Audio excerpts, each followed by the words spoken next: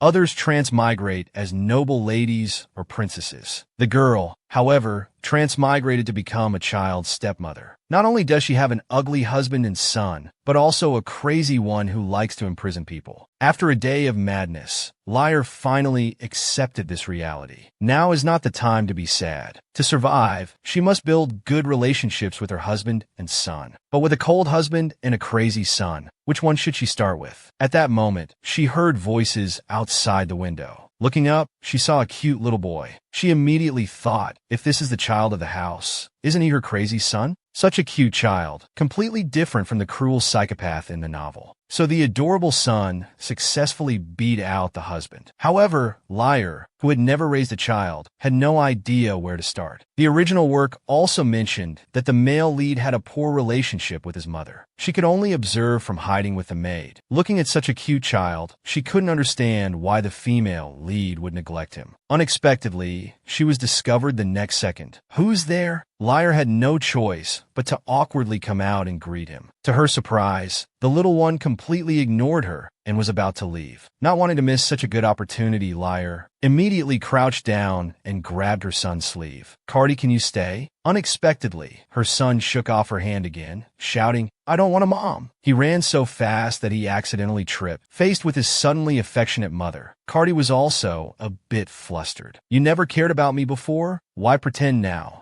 After saying that, he ran away angrily, leaving Liar completely bewildered. Even until nighttime, she was still thinking about the day's events, wondering if Cardi's injury had gotten better. It seems their relationship was worse than she had imagined. But sudden closeness would indeed make her son panic. She needed to take it step by step. Seeing the letter on the table, she thought of a good idea. She gave the letter to the maid to deliver, hoping this would bring her closer to Cardi. The next day, Cardi, just waking up, saw a gift placed nearby. His mouth complained, but his hands were already in action. Opening it, he found a teddy bear, a letter, and a pink box of ointment. He opened the letter. It was full of Liar's concern and motherly love. Cardi was confused. His mother, who had always found him troublesome before, why had she suddenly become so affectionate? He didn't notice someone else had entered the room. Grumbling, he stuffed the letter into a drawer. Little did he know, the servant had seen through everything. He always kept the letters. Should we throw away the gift as usual? Cardi hesitated as he looked at the teddy bear. He threw away the box but kept the doll in his room, still pouting stubbornly. "It's not because Mom sent it. I just like teddy bears." He even asked the servant to help deliver a reply.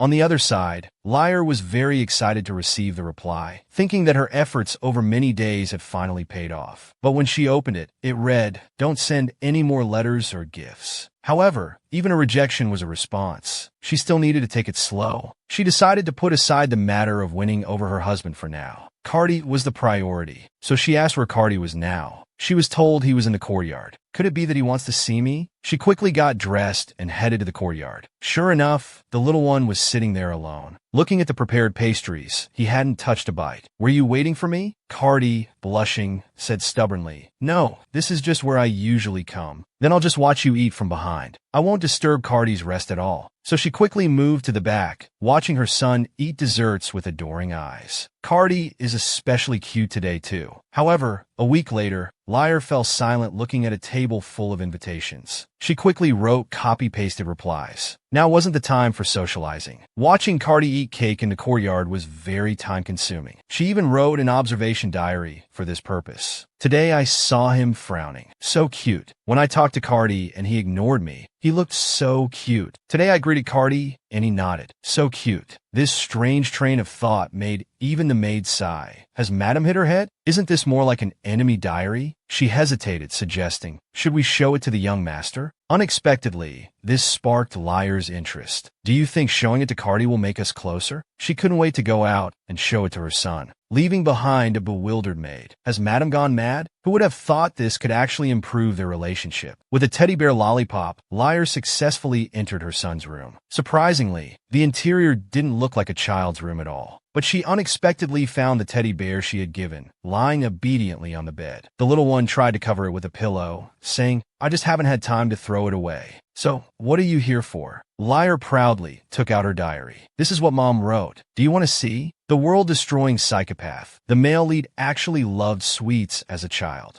Liar looked at the well-behaved boy before her, still finding it hard to connect him with that cruel male lead. She thought perhaps it was the lack of motherly love from childhood that caused this. Since she had transmigrated to become the child's mother, she should raise him to be a normal child. Seeing his shy reaction to the diary just now, he should still be an innocent child who doesn't understand love. He surely couldn't do something like imprisoning someone, right? At that moment, a flock of pigeons flew across the sky. Liar casually asked her son, "What would you do if you encountered a precious bird?" Cardi replied nonchalantly, "Then I'd create an exquisite birdcage." Liar was still happy, thinking her son was kind-hearted and knew to make a beautiful home for the bird. Then she heard Cardi continue, "Since it's a precious bird, it should be locked up, unable to go anywhere. Beautiful things should be kept for admiration." This statement greatly shocked Liar. She wanted to take back her previous thoughts. Now he seemed exactly like the male lead's childhood self. He innocently asked, "Mom, why aren't you saying anything?" Liar could only laugh awkwardly. Cardi's thoughts surprised Mom a little. Inside, she was panicking. Where did it go wrong? Was the male lead different from others, even as a child? What should she do now? Since then, Liar had been pondering every day how to properly educate the child. So much so that she didn't hear the maid calling her several times. "Madam, what's wrong? Do you have something troubling you?" Liar thought for a moment and decided not to tell the maid. Unexpectedly, the maid guessed, "Is it because the master is coming back soon?" The maid's words suddenly dawned on Liar. The master she mentioned was her husband, right? Child rearing should be done by both parents. She should find an opportunity to talk to him about this. She had already formulated a plan to approach her husband for the sake of the child.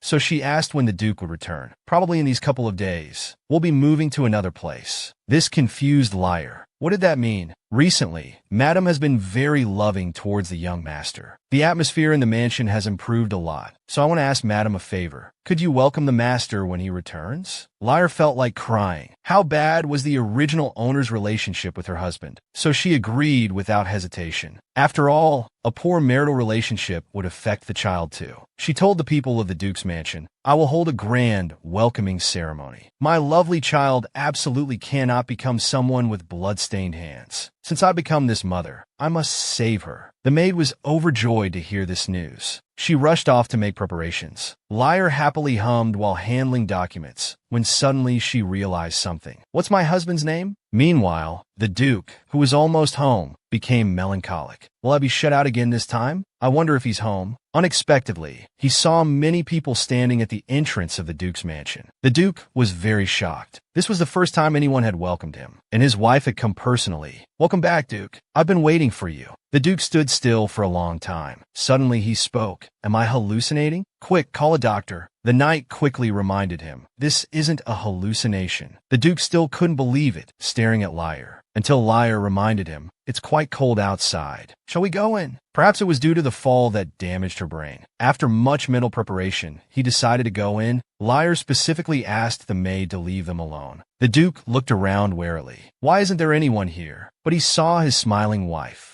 It was the first time he'd seen her smile like this. His hand involuntarily reached out to touch his wife's shoulder. "Let's go eat first." The Duke was puzzled. "Is there something in the dining room?" Liar smiled and pulled out a chair. "I have something to tell you." The Duke's grip on the chair tightened. Indeed, she only acts this way when she wants something. After the intimate welcome, they ate in sullen silence. Liar was also depressed. What suddenly happened? He was too cold towards his wife who had prepared everything. Angrily cutting her steak, she pondered how to start a conversation.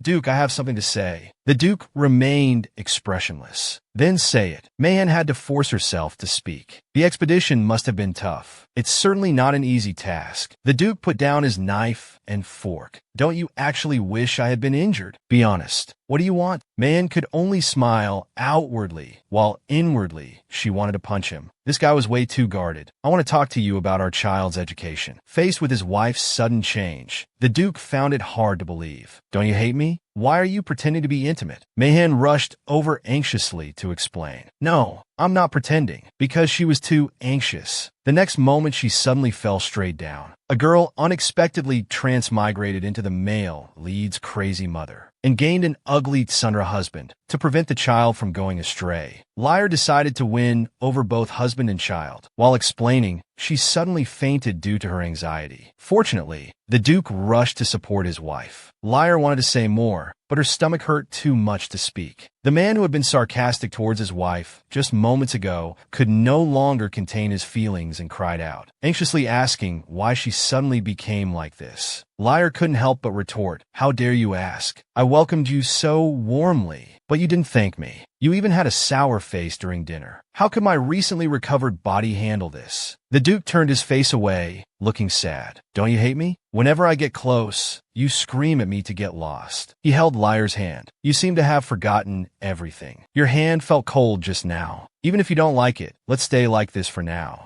The doctor, who rushed and panicked, broke this ambiguous moment. The Duke also left at the right time. Liar's carefully prepared plan to approach her husband for their son's sake had completely failed. She never imagined it would be so difficult to get close to the two men in her family. Early the next morning, Liar was awakened by birdsong, trying hard to review yesterday's plan. It seems a cozy dinner won't work now. Her stomach was still churning. She had to quickly think of another plan. Just then, someone knocked on the door. Liar was puzzled as she had instructed not to let anyone in. If someone was coming now, it must be Cardi or the Duke. With an excited heart, she opened the door. She saw her adorable son holding a teddy bear lollipop. Outwardly calm, her heart was doing somersaults. Her son must have come because she was sick. Facing his excited mother, the little one turned his face away Tsundere style. "Eat it quickly, you'll feel better after eating." Liar smiled as she took it. "Thank you, son, for thinking of mom." Faced with his mom's beauty attack, Cardi's face immediately turned red. He said contradictorily, "It's not like I wanted to come. You called me here." Liar knew the little one's true feelings, but didn't expose him. "Either way, I'm thankful Cardi came." The little one kept staring at Liar with a red face. Suddenly, he crossed his arms like a little adult. "If you're tired to the point of indigestion, don't eat with Dad." Liar thought it was the little one's concern and smiled, explaining, "I'll get used to it eventually." Unexpectedly, Cardi's face darkened. "You say you'll still eat with him?" Liar inwardly wailed, "I don't want to either. It's all for you." But Cardi suddenly shouted, "Aren't you going to be with Dad? Will mealtimes always be like this from now on?" He quickly ran away after saying that. Liar immediately realized the little one might be jealous of his dad. She rushed forward and hugged the angry Cardi. For Mom, Cardi is the most important. The time spent with Cardi is more precious than with anyone else. Looking at her silent son, she thought he still disliked her. Unexpectedly, the next moment he hugged her. "Mom's sick, so she needs to sleep well. Remember to eat my chocolate. You know, having such a cute child is such a happy thing." A few days later, Liar finally recovered and prepared a gift for Cardi. It was something she made after consulting with the head chef. She hoped Cardi would like it. With high expectations, she came to the courtyard and found the little one was indeed there. Seeing Liar arrive, he asked about her health. After sitting down, she took out the handmade cake. The little one's eyes lit up instantly upon seeing it. He eagerly picked it up to taste. The next moment, his little face was full of worry. Under their expectant gaze, he said it tasted terrible. But upon learning it was made by his mom, he started eating enthusiastically. Liar couldn't even stop him. While eating, he explained, "I'm fine. I'm eating because I want to." After finishing one piece, he wiped his mouth and asked for another. Liar looked at the little one opposite her, touched. This wasn't a crazy male lead at all. He was just an ordinary, adorable child. "Thank you. Mom will keep trying her best." The next day, Liar decided to continue implementing her plan to get closer to her husband for her son's sake. So she eagerly knocked on the office door. The Duke's assistant came to open the door. Liar carefully walked to the desk. "I have something unclear. Can we talk privately?" Unexpectedly, the Duke directly refused his wife, saying, "I'm very busy." This cold tone was like snow drifting on a winter day. He added, "Didn't you hear? I'm busy, please leave." As a perceptive employee, the assistant quickly stated he would leave. "That's not necessary. Return to your position." This left Liar speechless. He didn't even have time to chat with his wife. In the end, she could only leave reluctantly. As soon as she left, she mentally unleashed a series of kung fu moves on the Duke. It seemed the Duke wasn't easy to win over. She'd have to find another excuse to come back. The next day, Liar was in her room thinking about which fairy tale to read to her son in the afternoon. Just then, a maid handed her a letter. Opening it, she found it was a thank you note for attending a child's birthday party.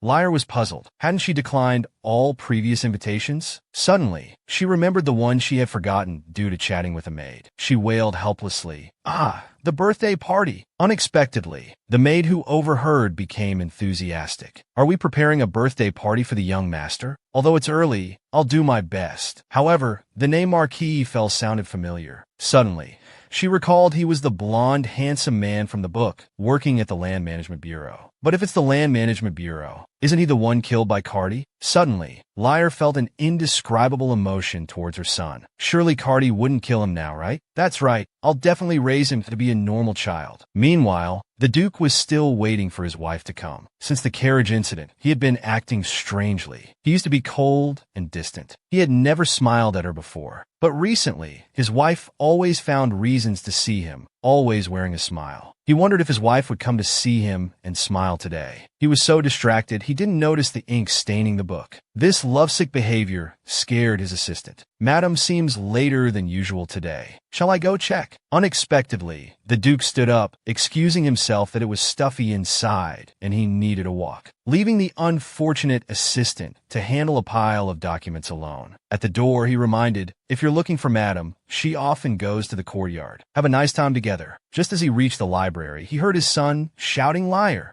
Then his wife's voice. Why is our Cardi calling Mom a liar? You always go to him first. Didn't you say I was the most important? Do you like being with Dad that much? Hearing this, the Duke became unsettled. However, before he could rejoice, he heard Liar say, of course, being with Cardi is the best. The little one was still unsatisfied and pouted. Liar took her son's hand. Actually, I wanted to ask Cardi if he wants to attend Marquis Fell's birthday party with Mom. Do we need to bring a gift? After hearing the affirmative answer, tears involuntarily welled up in his eyes. You've never prepared a birthday gift for me. This also made Liar suddenly recall the original's memories. On his birthday, the little one only wanted a blessing from his mother, but was met with cold treatment. She hadn't expected the original to be so harsh to the child. Just thinking about it was heartbreaking. Liar tried hard to comfort Cardi. I'm sorry, Mom shouldn't have treated you like that. From now on, I'll never leave you alone again. It took a lot of effort to stop the little one from crying. Should we have a grand celebration for our Cardi's birthday party? The little one was initially reluctant, but hearing there would be a huge birthday cake, he couldn't help but be tempted, though his mouth still said whatever proudly. Liar hadn't expected that the gift Cardi wanted most was his birthday wish. Thinking of how he was before, Liar's heart broke even more. Then tomorrow make time for Mom. We'll have a party in Cardi's favorite courtyard. The Duke, who had been hiding outside the door, also heard the key information. Tomorrow, they would prepare a party in the courtyard. For this, he pressured his assistant to work overtime to complete all tasks in advance. The next day, he arrived at the courtyard early. He discovered they hadn't planned to invite him at all, and were already at the stage of singing the birthday song. The little one blew out the candles amidst everyone's blessings. Liar felt like someone was staring at her. She turned her head and met the Duke's gaze. Your Grace, do you have any business here? What are you all doing? Liar pointed at the crowd in the courtyard. As you can see, we're having a birthday party. Cardi said he dislikes crowds, so only some close people are here. The Duke suddenly felt a bit upset. Why do you always do unusual things? Liar couldn't help but complain internally. The person who always said he was busy, why did he suddenly come here? So the two began a black and white battle. For some reason, Liar could only occasionally recall the original's affairs and was unaware when facing the Duke's questioning. But she didn't forget to invite the Duke to participate in Cardi's education. However, she heard the Duke ask an unrelated question. From just now, you've been calling our son by his nickname. Why do you always call me Duke? Could it be that the Duke doesn't know my name? A girl married for 10 years, yet doesn't know her husband's name. Faced with her husband's question, Liar was stunned. She had specifically asked if it was a woman before, who knew she had never called him by name and ended up forgetting his full name. She initially wanted to play dumb and brush it off, but the Duke kept pressing. In a panic, she had to call out the nickname Kiri. The Duke's heart immediately started racing. He turned his face away, trying to hide his reaction. Liar thought she might have said something wrong. Unable to recall the full name, She had impulsively used a nickname. She awkwardly explained, "Because I want to call you Kiri. Is that okay?" The Duke wasn't listening to the explanation anymore. His mind was filled with thoughts. He used to call me Duke, now he calls me Kiri. Could it be that he's opening up to me? If this continues, I might. He blushed and said, "I have something to do. I'll go first." And so he left Lyre's sight, walking awkwardly. As soon as the Duke left, Cardi came running out. He grabbed his mother's skirt. "What did you talk about with Dad?" "We didn't talk about anything." She wondered if the child wanted his father's blessing. She hadn't thought about that at all. So she crouched down and apologized to her son. "Are you upset because Mom didn't invite Dad to the birthday party?" "Actually, Dad wanted to give Cardi his blessings too. He's just too busy and left without saying hello." The little one didn't want his father's blessing at all. He just wanted his mother to go back and eat cake together. Lyre couldn't help but shout internally, "Our Cardi is so cute." The little one ate the cake in small bites under everyone's gaze. He didn't forget to ask his mother if she would give him blessings in the future. His adorable appearance melted everyone's hearts. "I will give Cardi blessings every year from now on. The future birthday parties will be even grander." Lyre involuntarily shed tears. A voice in her heart said, "I hope you can forgive me once, even if I can't hear it." Cardi was also panicked, seeing his mother suddenly cry. "I heard eating sweets makes you feel better. This cake is delicious. Try some." Lyre opened her mouth and ate the cake from Cardi's hand. She didn't know if it was because of the strange memories that had just intruded, but she felt she shouldn't be this happy. A few days later, Lyre finished replying to social letters, but she didn't know where to go. Her son was unhappy because she came late, demanding that she must come to him first next time. On the other hand, Lyre also went to see the Duke every day as usual. This time, he unexpectedly kept her there. But he asked, "Can you come to me first this time?" Lyre was driven crazy by this father and son. How could they be so alike? She only had one body. How could she go to two places?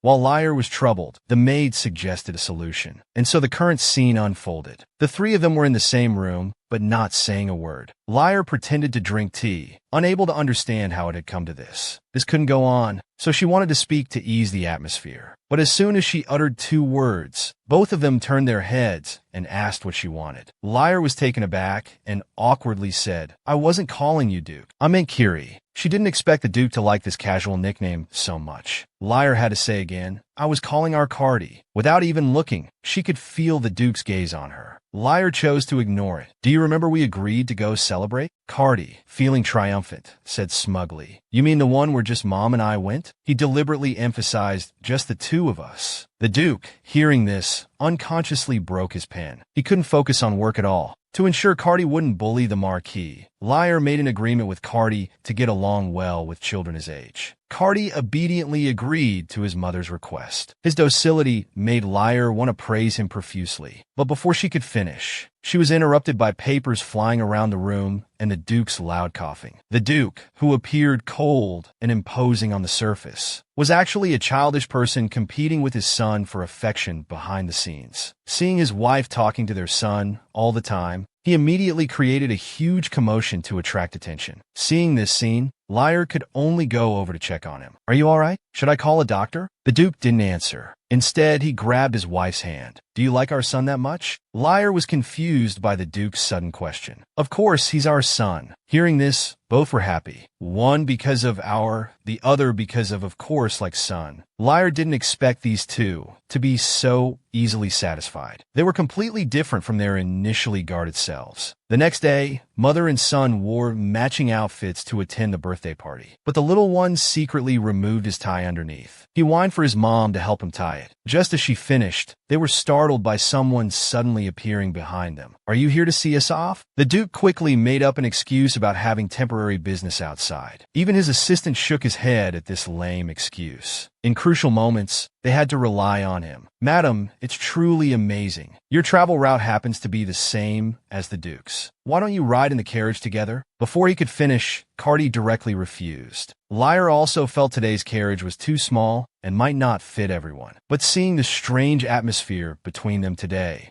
she guessed the Duke wanted to get closer to his son, while Cardi kept refusing due to shyness. As a mother, of course she had to help. So she suggested preparing another carriage for the Duke and Cardi to ride together. Their expressions instantly changed. They immediately walked in opposite directions. Liar sensed she might have said something wrong again. She could only silently get into the carriage. But the little one still seemed upset. Liar had to use her persuasion tactics. I heard that Marquis Fins always has super delicious desserts at every party. Sure enough, at the mention of desserts, Cardi's eyes lit up. I specially asked them to make Cardi's favorite walnut pie. The little one finally couldn't help but show an expectant expression. Then he immediately realized he was supposed to be angry. He turned his face away, Sundara style. I'm not a kid who likes to eat. Soon, the carriage arrived at Marquis Finn's mansion. The little one got out and gentlemanly helped his mom out of the carriage. As soon as they entered, they saw many exquisite desserts. Liar saw Cardi was delighted, yet trying to pretend he wasn't happy. It was so cute. Lady Fins came forward to greet them. Liar was very interested in the Marquis photo wall. It could turn photos into albums just like a camera. She eagerly asked Lady Marquis where she could buy one. Her face couldn't help but flush with excitement. Cardi coldly patted her, saying, "I won't let you off." She could only regret not being able to capture such cuteness. Next, the two of them entered their own private battlefield. Liar followed Lady Marquis to the garden. Before she could sit down, she was met with sarcasm. "This is the person from Duke Roper's family. Since everyone's here, can I ask a question? I bought a dog. I don't know if it's because it's expensive, but it doesn't listen to its owner." Then she looked at Liar. "What do you think, Lady Ropera?" Liar was confused by her sudden question. She had no idea what this person was talking about, but still honestly gave her opinion. "Maybe you should patiently teach him, make him learn to behave." Two people nearby couldn't help but interject. "I think it's not worth the effort for a dog. If it's not obedient, it should be dealt with immediately. No matter how expensive, if a dog doesn't know its place, it's better to find another one." Liar immediately realized their words had hidden meanings. The dog and owner referred to her and the Duke. What was wrong with this woman? Fortunately, after they finished speaking, they didn't continue the topic. Liar decided not to pay attention to it anymore. Unexpectedly, the fat woman came to pick a fight again. "I think, if the Duke allows you to invite guests to the mansion, husbands should listen to their wives. I think you can invite me." Liar made excuses about not having the Duke's permission. "It's not convenient, oh my. It seems the Duke really..." Before she could finish, the Marquise interrupted. "I also have a very cute pet parrot, but sometimes I can't understand what it says. It always says some rude things out of nowhere. I don't know where it learned them from." Liar was moved to tears on the side. The Marquise was on her side. She immediately chimed in, asking, "Then how do you correct him? What can I do?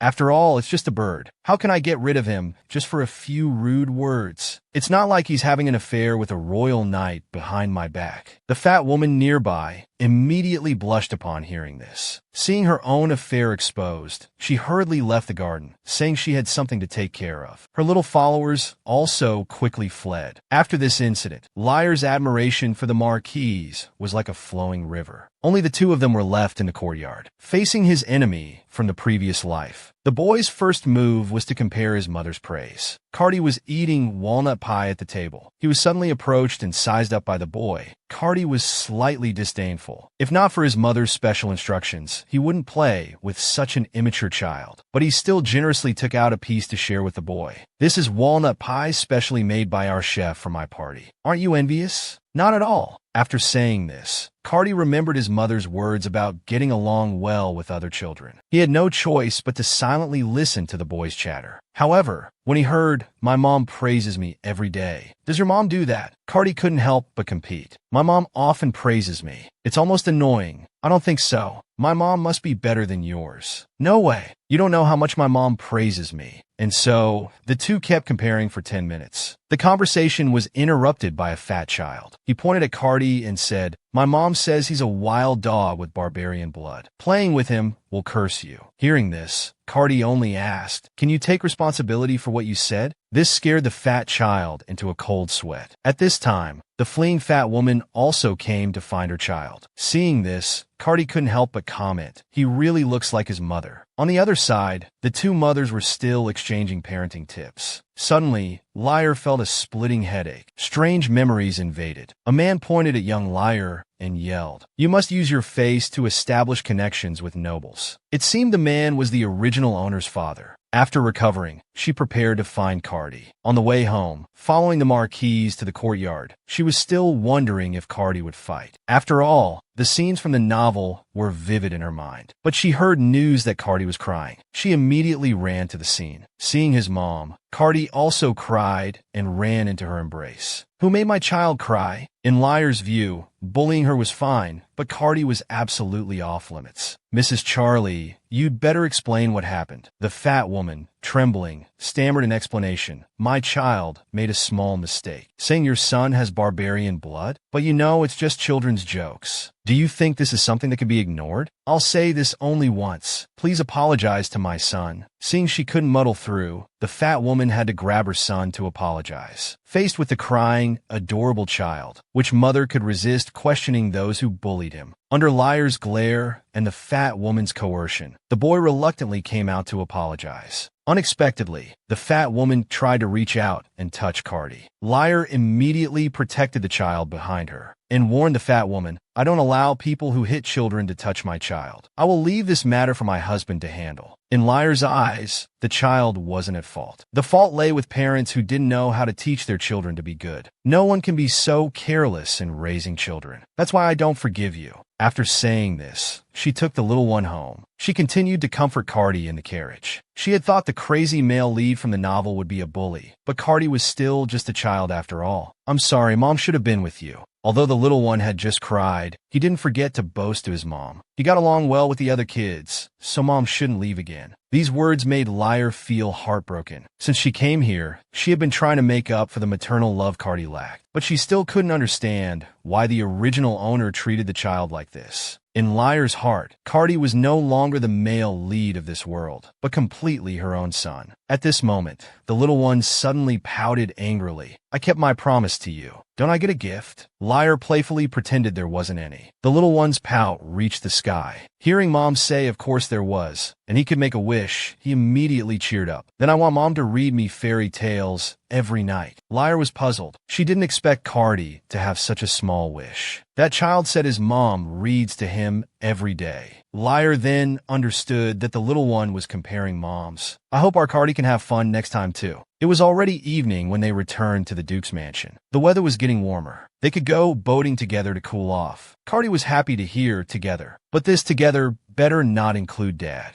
I don't want to go with Dad. I only want to go with Mom, just the two of us. However, Liar hadn't forgotten that a harmonious family is key to raising good children. Mom will try hard for you. Back in her room that night, Liar finally had time to think about the day's events. She didn't know why Mrs. Charlie had such hostility, even calling the Duke a barbarian. She guessed that perhaps the original owner was forced into marriage, so she didn't like her husband and child when she came through. She had no memories of the original owner, only some past habits. Liar found it all rather strange. She could only ask the maid what it meant to be called a barbarian in the Empire, who knew this question would frighten the maid greatly. The man, just for an exorbitant bride price, sold his daughter to the ugly Duke. Since coming here, Liar couldn't recall any of the original owner's memories. When encountering issues, she could only ask others. The maid was shocked to hear this question. Liar had to explain that she heard it at the Countess's place. Mrs. Zadi's son said that Cardi has barbarian blood, and those who touch him will be cursed. Since that accident, she couldn't remember many things. The maid hadn't realized that her mistress had lost her memory during this time. No wonder she changed so much and was so good to the young master. Liar also heard the concern in the maid's words, thinking she would revert to her old self if she regained her memory. She firmly said she wouldn't change. Only now did she know how important Cardi was. But the maid still thought this shouldn't be known to the Duke. If the Duke knew his wife was only good to her because she lost her memory, he would surely be heartbroken and close himself off. However, the Duke wouldn't hate the mistress. Otherwise, he wouldn't have spent so much gold to marry you. Liar was shocked to hear this. She hadn't expected the original owner to be sold by her father. She had thought the Duke had forcibly taken her. It turned out the Duke was the one who rescued the original owner from a dark family. So she agreed with the maid's idea. To avoid suspicion, she wouldn't ask about this personally, but let the maid report any further results. After the maid left, Liar tried to recall the original owner's memories, but still came up empty. Cardi was a love-starved child. He said he didn't care, but he always hoped for his mother's love. The Duke also seemed cold, but he was taking care of him in unseen ways. They were both very good people. What memories did the original owner have to treat them like this? A week later, summer arrived. The maid excitedly brought good news about the Zadi Count's family. Mrs. Zadi was no longer a countess now. Liar hadn't expected things to develop so quickly. The maid leaned in with more explosive news. Mrs. Zadi had an affair with a guard. Moreover, the child at the party wasn't Count Zadi's biological son. So what Mrs. Finzer said at the party was true. No wonder Mrs. Zadi fled in panic at the time. But all of this was their own doing. She decided to go see her dear son. The maid informed her that Cardi was playing in the library, so she prepared to bring him some desserts. But when she arrived at the library, it was unusually quiet. Calling Cardi's name yielded no response. Finally, she found her son sleeping in a corner. She initially wanted to wake Cardi to sleep in bed, but touching Cardi's little face, it was burning hot and his skin looked flushed. Liar instantly panicked, not knowing if this was due to fever or fire magic. She could only frantically carry Cardi to find a doctor. The boy was willing to make himself sick just to experience having a mother by his side. At the last gathering, his little friend not only boasted that his mother would tell bedtime stories every day, and when he was sick, his mother would stay by his side, holding his hand. Cardi had never experienced this feeling before. He also wanted his mother to be by his side when he was sick, although he thought this way inside. On the surface, he criticized the boy for being unhealthy. He wasn't weak like ordinary children, and he was sure his mother gave him more love. Unexpectedly, he really got sick due to the magic running wild in his body. After the doctor's examination, it was found to be just temporary body pain. However, this condition might continue for a while. But Liar was still very worried. Cardi's body was now as hot as fire. The doctor explained that the fire magic in Cardi's body was growing, and his body had to adapt to the sudden changes this way. They could only do some basic treatment for Cardi. Even so, Liar was still very worried. So she decided to stay with Cardi tonight and take care of him personally. Due to the fever, he slept restlessly, crying that he was hot and his head hurt. Liar's heart ached seeing the little one like this. In his daze, Cardi opened his eyes and saw his mother. Unexpectedly, Cardi called her mom for the first time in this situation. The little one pitifully said that he actually didn't get along well with other children. He hoped Liar wouldn't hate him and he would try harder in the future. Liar quickly hugged the child and comforted him, saying Mom would never hate Cardi. She was glad he remembered the promise with Mom. From now on, he didn't have to force himself to get along with other children. Cardi's happiness was the most important thing. A few minutes later, she finally comforted the crying child. Putting Cardi into the blanket, she told him to rest more to recover quickly. When he's better, we'll go boating as promised. It will surely be fun together. But Cardi suddenly asked Mom to read storybooks until he fell asleep. Although Liar didn't understand, she picked up the book. And so, with Liar's reading voice, Cardi gradually fell asleep. Unexpectedly, a troublesome person came at this time. The Duke suddenly entered, shouting why Liar wasn't sleeping yet. Liar quickly gestured for him to lower his voice, surprised that the Duke wasn't asleep yet. She thought he must have come out of concern for Cardi, taking time to visit even after working late into the night. But he seemed to like hiding his emotions. She told the Duke not to worry. She would stay here all night. This, however, raised the Duke's suspicion. The previous would never do this.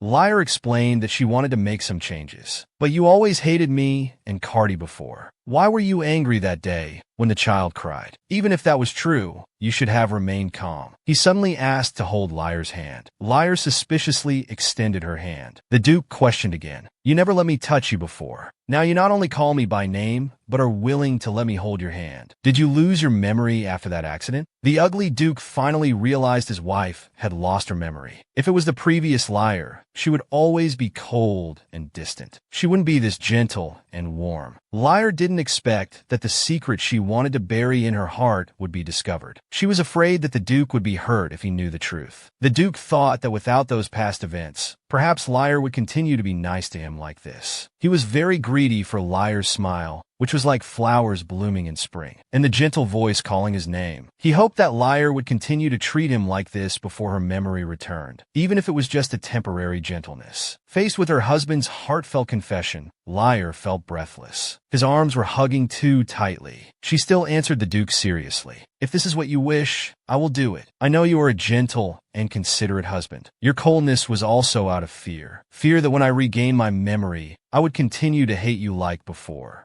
and would forget everything happening now. The Duke was touched. His wife knew everything he was thinking in his heart. Hearing his wife's promise that she wouldn't forget her kindness, even if she regained her memory, he felt somewhat reassured. I'm very afraid that all of this will suddenly disappear. If you stop talking to me altogether, I really wouldn't know what to do. Seeing the Duke like this, Liar couldn't help but laugh. This was completely different from the cold and sharp-tongued Duke at the beginning. Now he was very adorable. The Duke explained that at that time, he didn't know Liar had lost her memory and thought she was just playing with him. Only now did he know that wasn't the case. And then the sudden heartfelt confession. I always look forward to your smile. Even when you were cold to me, I still loved you. No matter how harsh you were to me before, your smile could still melt my heart. Liar was embarrassed by the Duke's sudden closeness and confession. Who wouldn't be moved by a handsome and wealthy man right in front of them, saying sweet words? Although she was happy about the progress in her relationship with the Duke, this position was too embarrassing. Moreover, Cardi was sleeping nearby.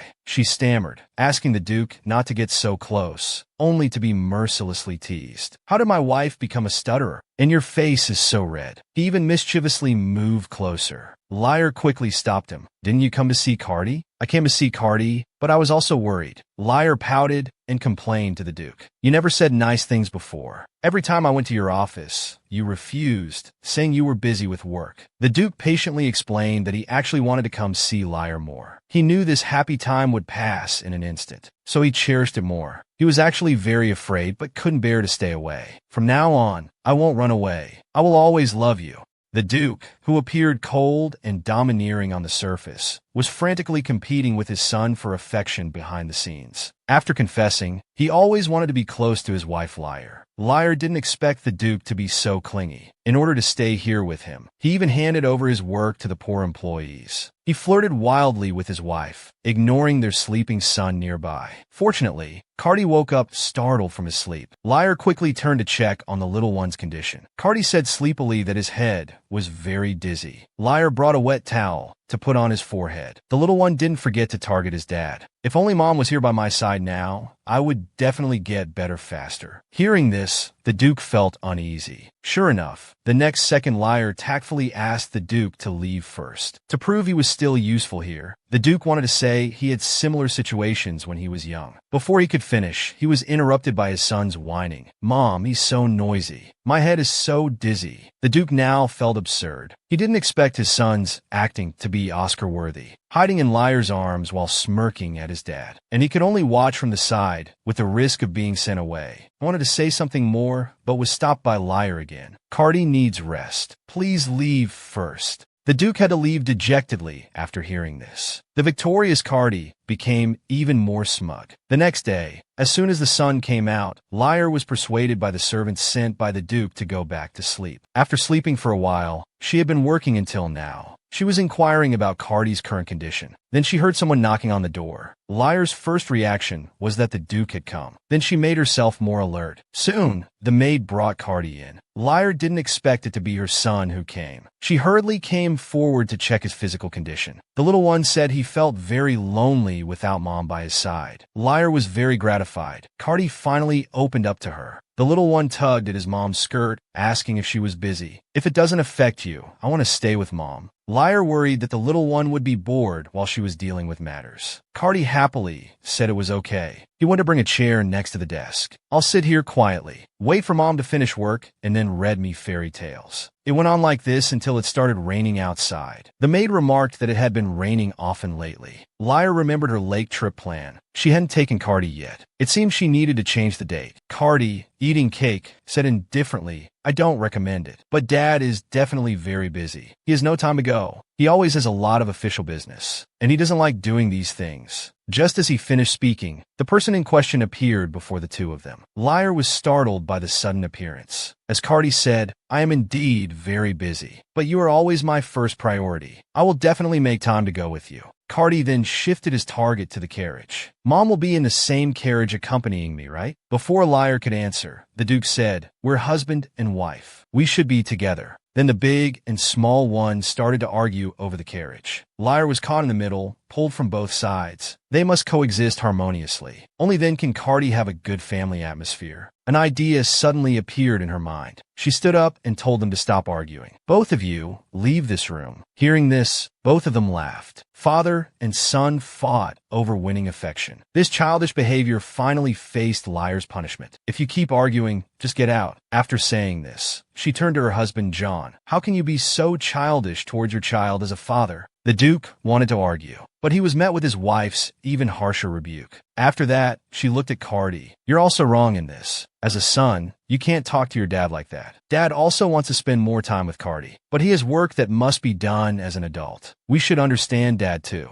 Cardi felt very guilty after Mom's words. He immediately admitted his mistake to Mom, saying he wouldn't do it again. However, Liar didn't intend to let the father and son off so easily. Her mischievous expression made the two feel uneasy. Now you two must hold hands until you can get along peacefully. Their faces changed dramatically upon hearing this. Liar directly ignored their protests. She had the maid take the father and son to the hall. So the two arrived at the hall with expressionless faces. To fulfill Liar's request, the Duke directly picked up his son. This way, holding hands would be a bit easier. Cardi also pouted and gave his hand to his dad. He turned back, telling the maid to report this scene well to Mom. The Duke carried Cardi around the mansion. This unusual behavior caused a lot of discussion among everyone. The Duke was also embarrassed. He didn't expect there to be so many servants in the mansion. Cardi kept complaining, this is all because of Dad. If you had agreed to let me sit in the same carriage with Mom, we wouldn't be like this now. Faced with his son's complaints, the Duke just awkwardly turned his head away. He finally realized that Cardi was just a child of a few years old. He had treated him like this out of selfishness. No wonder his wife was angry. But Cardi never expected his dad to suddenly apologize. He looked at his dad with wide eyes in disbelief. Then he shyly turned his face away. Anyway, Mom still likes me more. The Duke wasn't to be outdone. Even if Liar likes you more, I'm still her husband. But her liking you more is just your misunderstanding. The maid behind them saw everything. Their relationship seemed to have become closer. After circling the mansion, they returned to the room.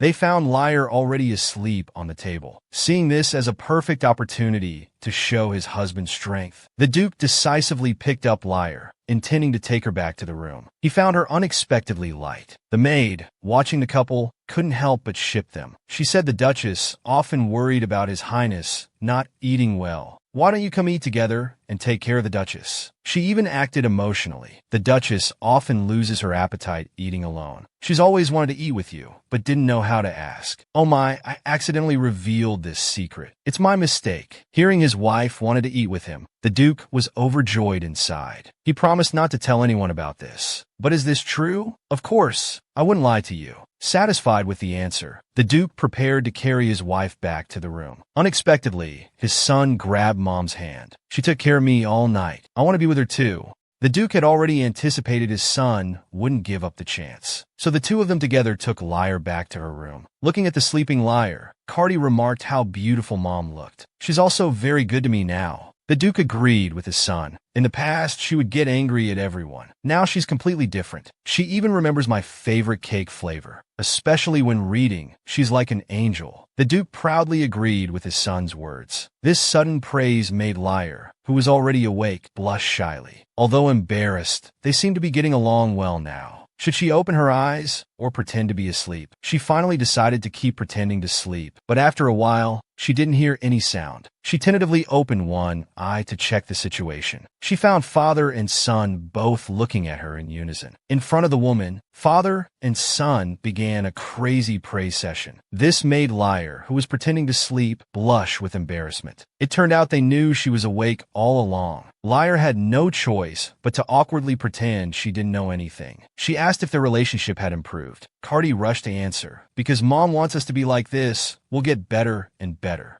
In my eyes, you're the best mom in the whole world. If you're still tired, you can continue sleeping. But can I sleep with you? Hearing this, Liar immediately hugged the little one. The smug Cardi started taunting his dad again. I think you should leave now. Have you forgotten what Mom said? Don't talk to Dad like that. Cardi held Mom's hand shyly. I just like Mom so much. I want to be your favorite person. I don't mean to dislike Dad. Liar happily hugged the little one. The Duke, watching from the side, pitifully asked, "Can I sleep with you too?" Cardi generously patted the space next to him. "This time I'll agree. It's only because Mom wants us to get along better that I'm allowing it." And so the Duke also got his wish to sleep on the big bed. Not long after, little Cardi fell asleep. The heartwarming scene made the Duke feel unreal. Everything now felt like a dream. This was the scene he had fantasized about countless nights. He never thought it would actually become reality. And there was his wife's smiling face, asking him to promise to go boating in a few days. It reminded him of his childhood, when he would invite others to play together in a few days. He then hugged them both tightly. "This time I will definitely keep my promise." The next day, as soon as he started work, his assistant noticed his good mood. However, there was also an unusually large amount of work today. "We still have plenty of time. Why are you in such a rush to finish?" He unexpectedly learned about the master's plan to go boating. No wonder he had been personally investigating many places recently. The assistant, still wanting to gossip, was mercilessly sent back to work by the Duke. Just then, Lyre knocked on the office door. Then a little one popped out, saying ruthlessly, "Dad's very busy. Maybe we should come back later." If the Duke had been 1 second late in saying, "Come in," Cardi would have pulled Mom away. After entering, Lyre got straight to the point, asking the Duke if he had time to go boating together. The weather had been improving lately. The Duke, thinking of the warmth of getting up from bed this morning, wanted to dump all his work on his assistant right away. But on the surface, he remained calm. "I've already found a nice place. I'll make time to go together next week." Lyre hadn't expected the Duke to plan ahead. The assistant nearby quickly chimed in, "I hope you and your family have a pleasant vacation. This must be why you've been working so hard lately. You even skipped your morning exercise to come to the office." A few days later, the maid prepared the travel meals early. For this outing, Lyre had specially dressed up. At this time, Cardi also came running over wearing a matching blue outfit. After the last incident, the child still hadn't given up competing for affection. "Mom, I want to ride in the carriage with you." Lyre saw through the little one's loneliness. "Our Cardi wants to sit next to Dad in the carriage, right?" Hearing this, Cardi pouted and said softly, "I just want to sit next to Mom." He no longer dared to complain about Mom's arrangements. Not far away, the Duke was already waiting in front of the carriage. Seeing his wife dressed differently than usual, her exposed shoulders made her blush. "The sun is so strong today. You should wear more, or you'll get sunburned." Then he looked elsewhere and said softly, "Clothes like this, it would be better if only I were around to see them." Lyre suddenly felt shy. The Duke, with a bashful expression, said, "It's so strange to say things like this." Cardi interrupted at the right moment. "Mom, it's too hot. Let's go inside." The Duke immediately picked up Cardi. Looking at his wife again, "I've cast a cooling spell inside the carriage. It's too hot outside. Let's hurry in." Lyre offered her hand, not understanding why the Duke was smiling like that. Even more puzzling was that she found him more handsome now. And so, the three of them got into the carriage and set off. Compared to the atmosphere when they first met, now they seemed like a harmonious family of three. Soon, the carriage arrived at its destination. The Duke was the first to get off the carriage. He prepared to help his wife down, reminding her to be careful. Unexpectedly, his son took his hand instead. "Thank you, Dad." Looking at the smug Cardi, Lyre couldn't help but chuckle. These two really liked to compete secretly. The Duke picked up his son without a word, ignoring Cardi's protests about wanting to help Mom off the carriage himself. He successfully helped his wife down. Cardi pouted in displeasure. The Duke had no intention of putting his son down. He also smoothly put his arm around his wife. "Let's go." Lyre shyly asked how long it would take to get there. But her husband teasingly asked, "If you can't walk, should I carry you too?" Cardi quickly covered his dad's mouth. "Don't say anything else until we get to the boat." Seeing the adorable father-son duo, Lyre looked forward to their next outing. A moment later, the three finally reached the lakeside. Lyre was puzzled. The Duke didn't seem like it was his first time here. "That's because I've always wanted to come here with you.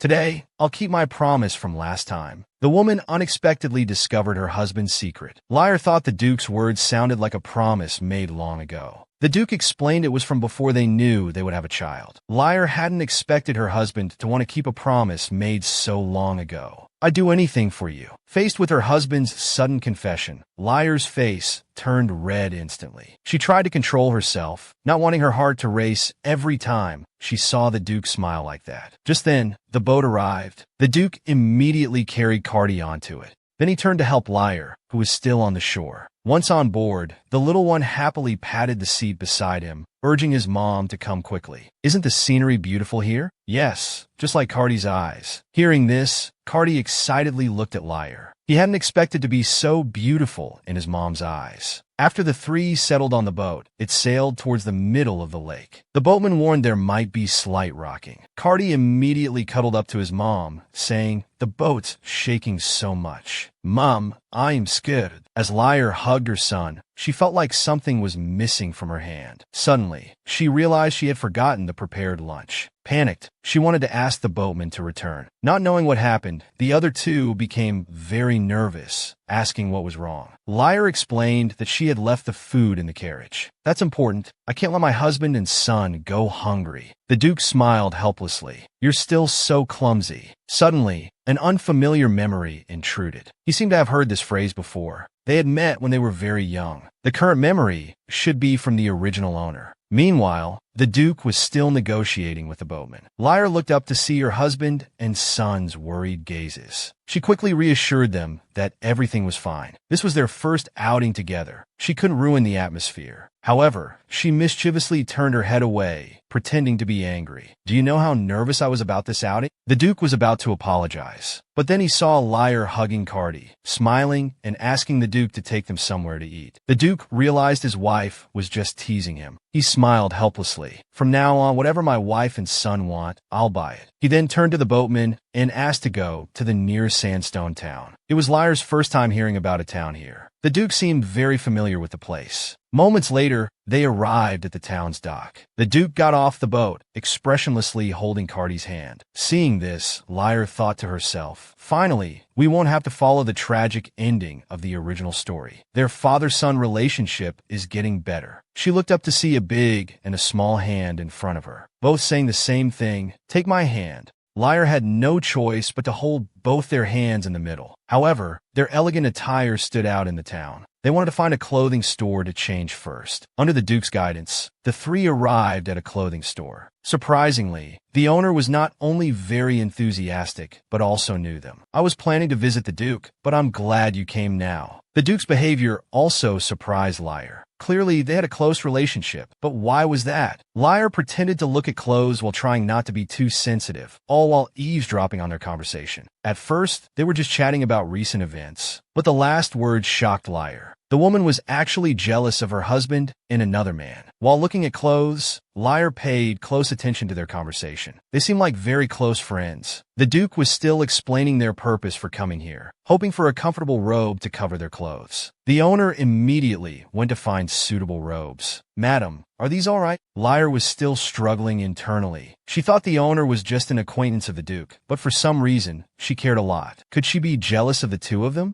The owner, still unaware, saw Lyre's changing expressions and thought she didn't like his recommendations. After much hesitation, Lyre finally asked what was on her mind. "Are you and John friends?" Hearing this, the owner looked shocked. God, the madam called the Duke by his nickname. Then he became serious. "The Duke and I are indeed good friends." Lyre instantly felt uneasy. What did he mean by that? "Madam, don't you recognize me? I'm a member of the Duke's Knight Order. I used to have long hair." Lyre was stunned. "You were once a knight?" "Yes, because I found a new dream here. I had to give up my knight status. I apologize for once vowing to serve the Duke forever. So whenever the Duke's family comes to town, my store provides free clothes. Today, instead of coming alone as usual, the Duke brought you and the young master." Lyre suddenly felt very embarrassed. She had to change the subject by talking about clothes. She didn't expect things to turn out this way. Why was she anxious about this? In fact, the Duke was completely focused on Lyre, occasionally having sudden memories. She had always wanted to get closer to the Duke, as if a part of the original her was still inside him. At this moment, Cardi, wearing his new robe, ran quickly to his mom. "Let's go eat. I'm hungry." Lyre also took off her hat and asked the owner to take it to the carriage. "I'm sorry for asking you some strange questions earlier. I think I misunderstood you."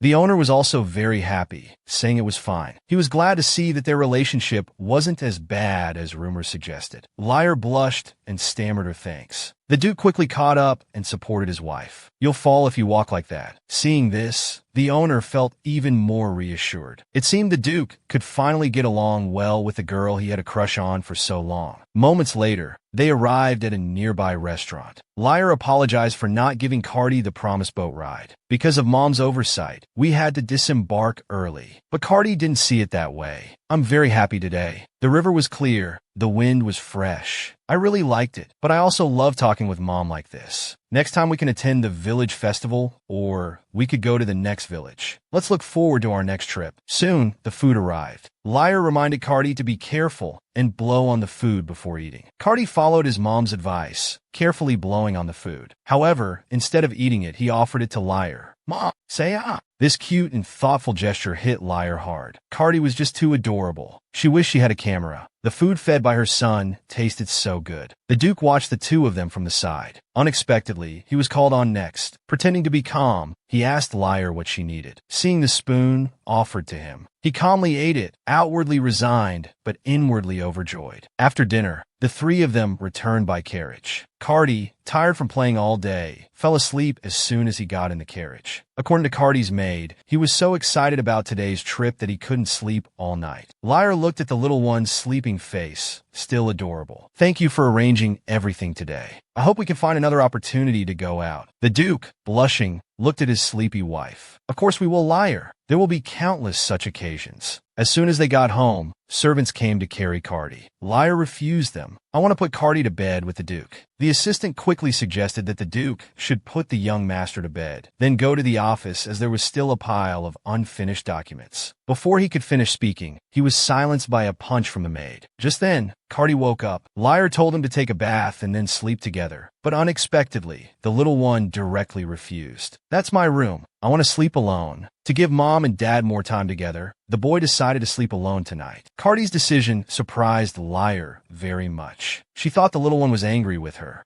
Unexpectedly, he had a little secret with Dad, promising not to sleep with Mom tonight. Liar curiously asked why, but Cardi refused. This is a secret between Dad and me. Sorry, I can't tell Mom. We don't need to read fairy tales today either. Mom must be very tired too. Liar touched the little one's head appreciatively. Our Cardi has really grown up. He even knows to care for Mom. Then she curiously asked the Duke what the agreement was. The two seemed to have planned it beforehand, maintaining a mysterious attitude about this matter. So tonight was different from Liar's expectation. She thought it would still be the three of them, but it unexpectedly became just her and the Duke. Now, no matter how curious she was, he wouldn't tell. She guessed that maybe Cardi wanted Mom and Dad to become more intimate, so she stepped forward and held the Duke's hand. Unexpectedly, he trembled nervously. Was the Duke still afraid that she would suddenly regain her memory? I want to know, how did you feel about today's outing? Before the Duke could answer, she was invaded by the original owner's memory again. The original owner wailed desperately. I can't love him. I don't deserve happiness. But she couldn't suppress her desire to say she loved him. Rather than this, just hate me. Liar then realized something was wrong. The original owner seemed to love the Duke. But why did she push him away so mercilessly? Something must have happened. The Duke saw his wife's expression change and quickly asked with concern, "You must be tired from the carriage ride today.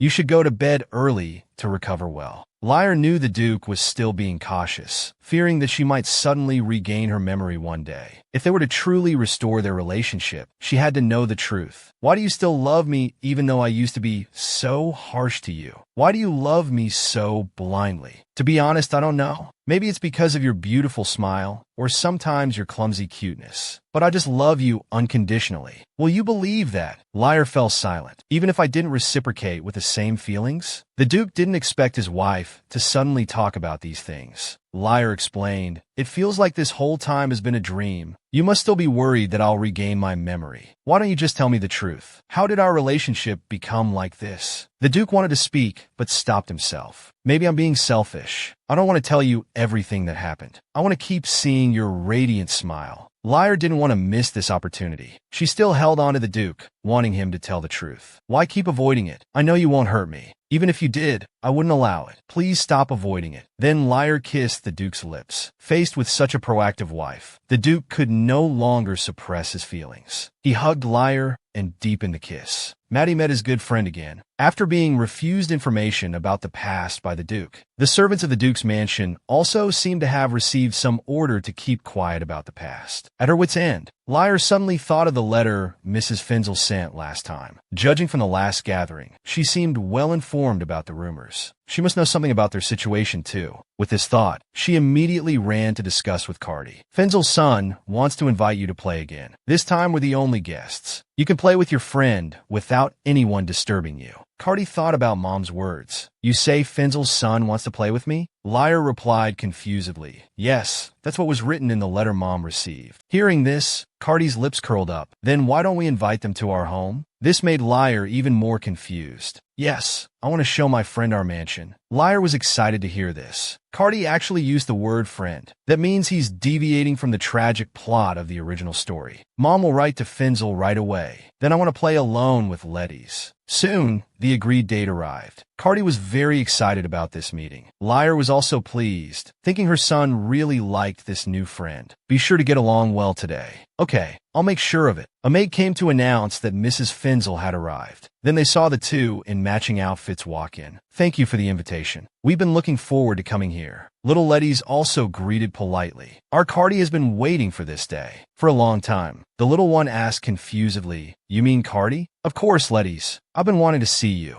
Lyra looked at the two children, puzzled. Are they really good friends like this? The next second, Cardi suggested taking Letties on a tour of the Duke's mansion. At this moment, Lyra was of course very happy that Cardi had made a friend. Mrs. Finzel also reminded her son to get along well. So the two little ones went off to play by themselves. The mothers watched as their children left. Mrs. Finzel complained, My son wouldn't let me bring the recording orb today. Otherwise, I would have recorded such cute moments. Then the two began their pleasant afternoon tea time. Lyra also specially brought out the best tea to serve. Mrs. Finzel was very interested in this. She thought of one of her friends. Unfortunately, he was sick last time, so they didn't meet. Lyra was already prepared to pack some tea leaves for them before they left. Then she heard Mrs. Finzel say, He has pink hair and also loves his child very much. This reminded Lyra of the novel's female protagonist, who also had pink hair. Her mother had been suffering from illness for a long time. The protagonist's misfortune began with her mother's death. Is your friend's child turning 7 this year? Does she also have pink hair and clear eyes like her? After hearing Mrs. Finzel's affirmative answer, Lyra knew this was the upcoming female protagonist, the one who would be imprisoned by Cardi. At this moment, Mrs. Finzel asked a soul-searching question. How do you know all this? You've never met before. Lyra was stunned, not knowing how to explain for a moment. To prevent her daughter-in-law from being imprisoned by her son, Lyra decided to change the protagonist's tragic childhood. But during the conversation with Mrs. Finzel, she became suspicious. Lyra immediately tried to dispel Mrs. Finzel's suspicion by saying she had previously learned about children of Cardi's age. Unexpectedly, she actually believed it. Then Cardi and my friend's daughter are only a year apart. Lyra was well aware of this point. In the original story, the protagonist's mother died when she was 8. There was only 1 year left before the start of her tragic fate. After that, the protagonist's father became an alcoholic due to grief. Some people took advantage of this to make him incur huge debts. The family also fell into ruin because of this. The protagonist's father also made a terrible decision because of this. After her father left, the protagonist had to work at the Duke's mansion to repay the debt. That's when Cardi noticed her and imprisoned her. To prevent this from happening, Lyra decided not to let the protagonist's family fall apart. Now the only way was to cure her mother's illness. The protagonist's mother's illness could be cured if treated early. In the novel, she gave up because of the expensive treatment costs. However, Lyra, who knew the plot well, had another method, but she needed to meet her first. So she asked Mrs. Finzel if they could visit together. She immediately got consent. This way, she could communicate with the protagonist's mother and also see what her future daughter-in-law looked like. In the original story, she was a great beauty. She must have been cute as a child too. Talking about the protagonist all the time wouldn't do.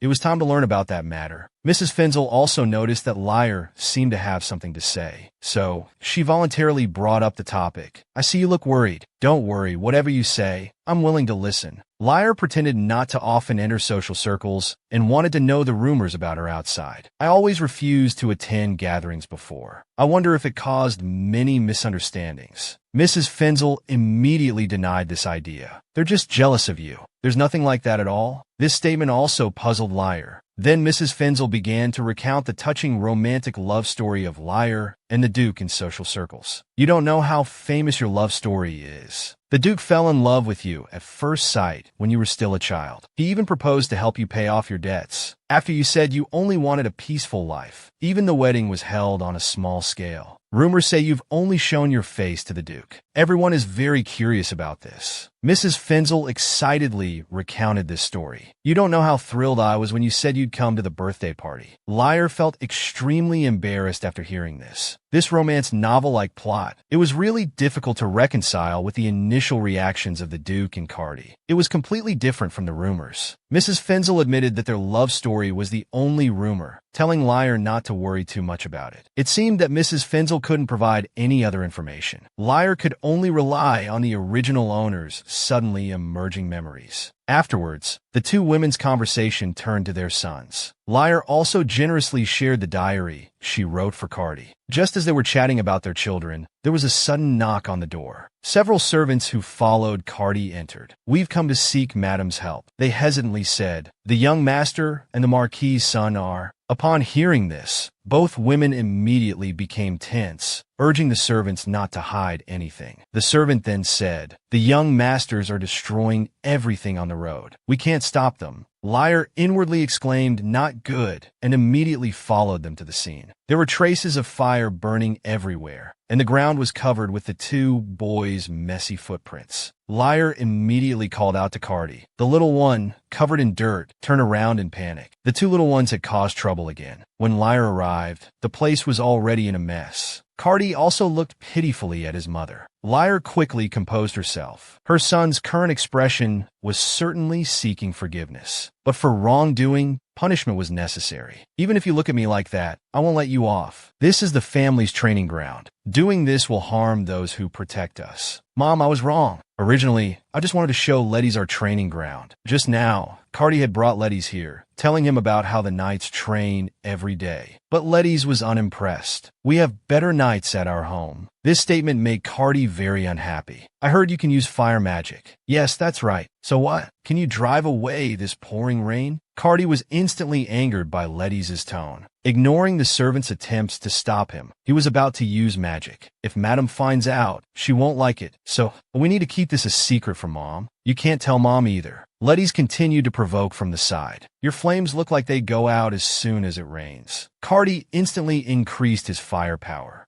Then watch carefully. Under Cardi's control, the training ground was instantly engulfed in flames. Even the surrounding trees were set on fire. The servants were terrified. Cardi looked smugly at Letty's. "How about that?" Letty's also applauded from the side. "I bet you don't have any abilities. Try to compete with me." Unexpectedly, Letty's just smiled. "Why would you think that? Watch carefully." Then he used magic to split a distant tree in half at the waist. "How about that? Isn't my ability better than your magic?" Cardi, unwilling to be outdone, said, "If I wanted to, I could burn all the trees here. I could do that too." So the two little ones decided to have a duel in the name of their families. Hearing this, the servants hurriedly stepped forward to stop them. "Calm down, you can't fight." Little Cardi was no longer listening to advice. "We're just playing. Don't come over." The servants, afraid of trouble, quickly went to report. After Cardi explained, he whispered, "I just don't want to lose to the Marquis's son and bring shame to our family." Liar also understood her son. This was all for the children's pride. So she told Cardi to go change his clothes first to avoid catching a cold. Meanwhile, Mrs. Fenzel was also scolding her son. Liar suggested that Letty should also go change his clothes. But Mrs. Fenzel hadn't brought any change of clothes for her child on this trip. "It's all right. I can lend Cardi's clothes for the child to wear first. I'd be upset if he caught a cold because of this." Mrs. Fenzel felt very apologetic,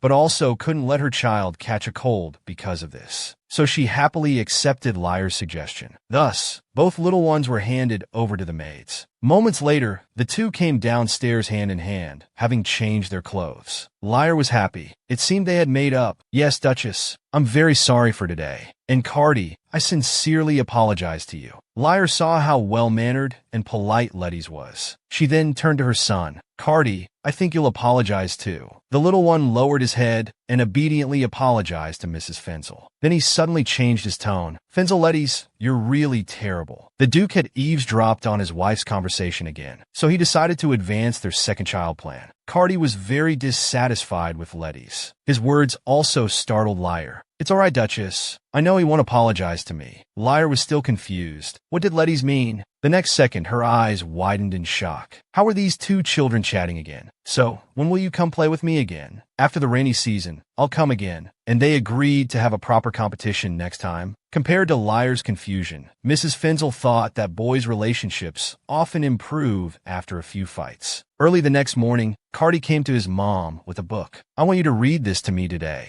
Lyre looked at the cover. It was a book called Winter Witch. "I know fairy tales are a bit childish for me, but I still want Mom to read it. If it's too thick, it will definitely hurt your throat." Lyre was touched by how considerate the little one was. She opened the book and began to tell the story. When winter is covered in ice and snow, people can see a witch in certain places. She has powerful magic and can grant any wish. The witch could wander freely anywhere in the kingdom. To alleviate her daily boredom, the witch began using human souls to grant wishes. So many people were willing to risk everything for their loved ones. This plot caught Lyre's attention, and it sounded very familiar. Before she could think further, Cardi interrupted. "Mom, what's next?" "What happened to them?" Surprisingly, Cardi liked such abstruse sentences. Afterwards, no matter how high the odds, the witch never lost. All of this was the witch's path to collecting human souls. The strong emotions in the souls would make the witch's magic more powerful. "Mom, does this mean the stronger the emotion, the stronger the magic? Then I must be more powerful than Letty's. Because I love Mom very much." Lyre didn't expect the little one to be so charming. She quickly hugged her precious son. "Mom also loves Cardi very, very much. I know Mom loves me. Then does Dad's mom love Dad?" This question suddenly made Lyre shy. Images of the Duke's handsome face flashed quickly through her mind. Her heartbeat also involuntarily sped up. If this wasn't love, how else could it be explained? "Yes, although I don't dare, Mom also loves Dad." Lyre knew the Duke liked the original her, not her. But even so, she still liked the Duke.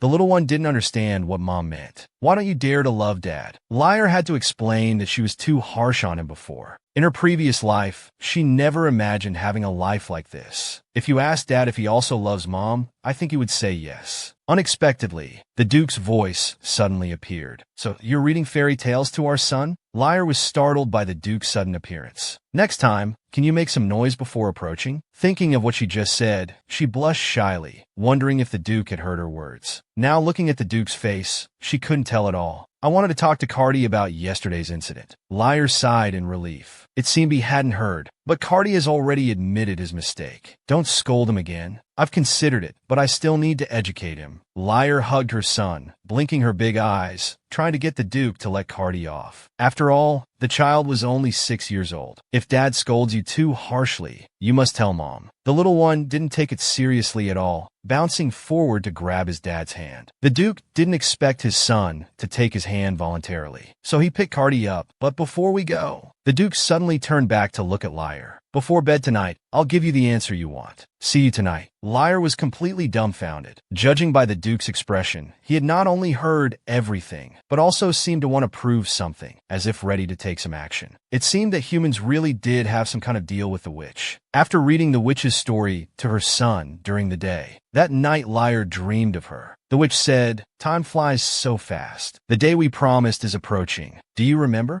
Lyre woke up instantly, frightened. She wondered if the conversation with the witch was just a dream. The Duke noticed his wife suddenly waking up and knew she must have had another nightmare. Lyre was confused why the Duke said another. Did she often have nightmares before? The Duke wanted to speak, but hesitated. He placed a wet towel on Lyre's forehead. "You need to rest for now, but I want to know, will you tell me? Are the nightmares related to my memory loss?" The Duke had to talk about some childhood memories. They first met as children. Lyre held the Duchess's hand to greet them. Unexpectedly, she tripped the next second due to nervousness. The Duke couldn't help but laugh. He received a fierce glare from little Lyre in return. He thought it was just a one-time encounter, but in the following days, there was always a little girl by his side. Although his personal space was invaded, he couldn't help but like this seemingly cute girl. He was attracted to her every time they met. That's all I can tell you for now. Liar pouted in dissatisfaction. It was always like this, unable to say more. A few years ago, I made a promise to you.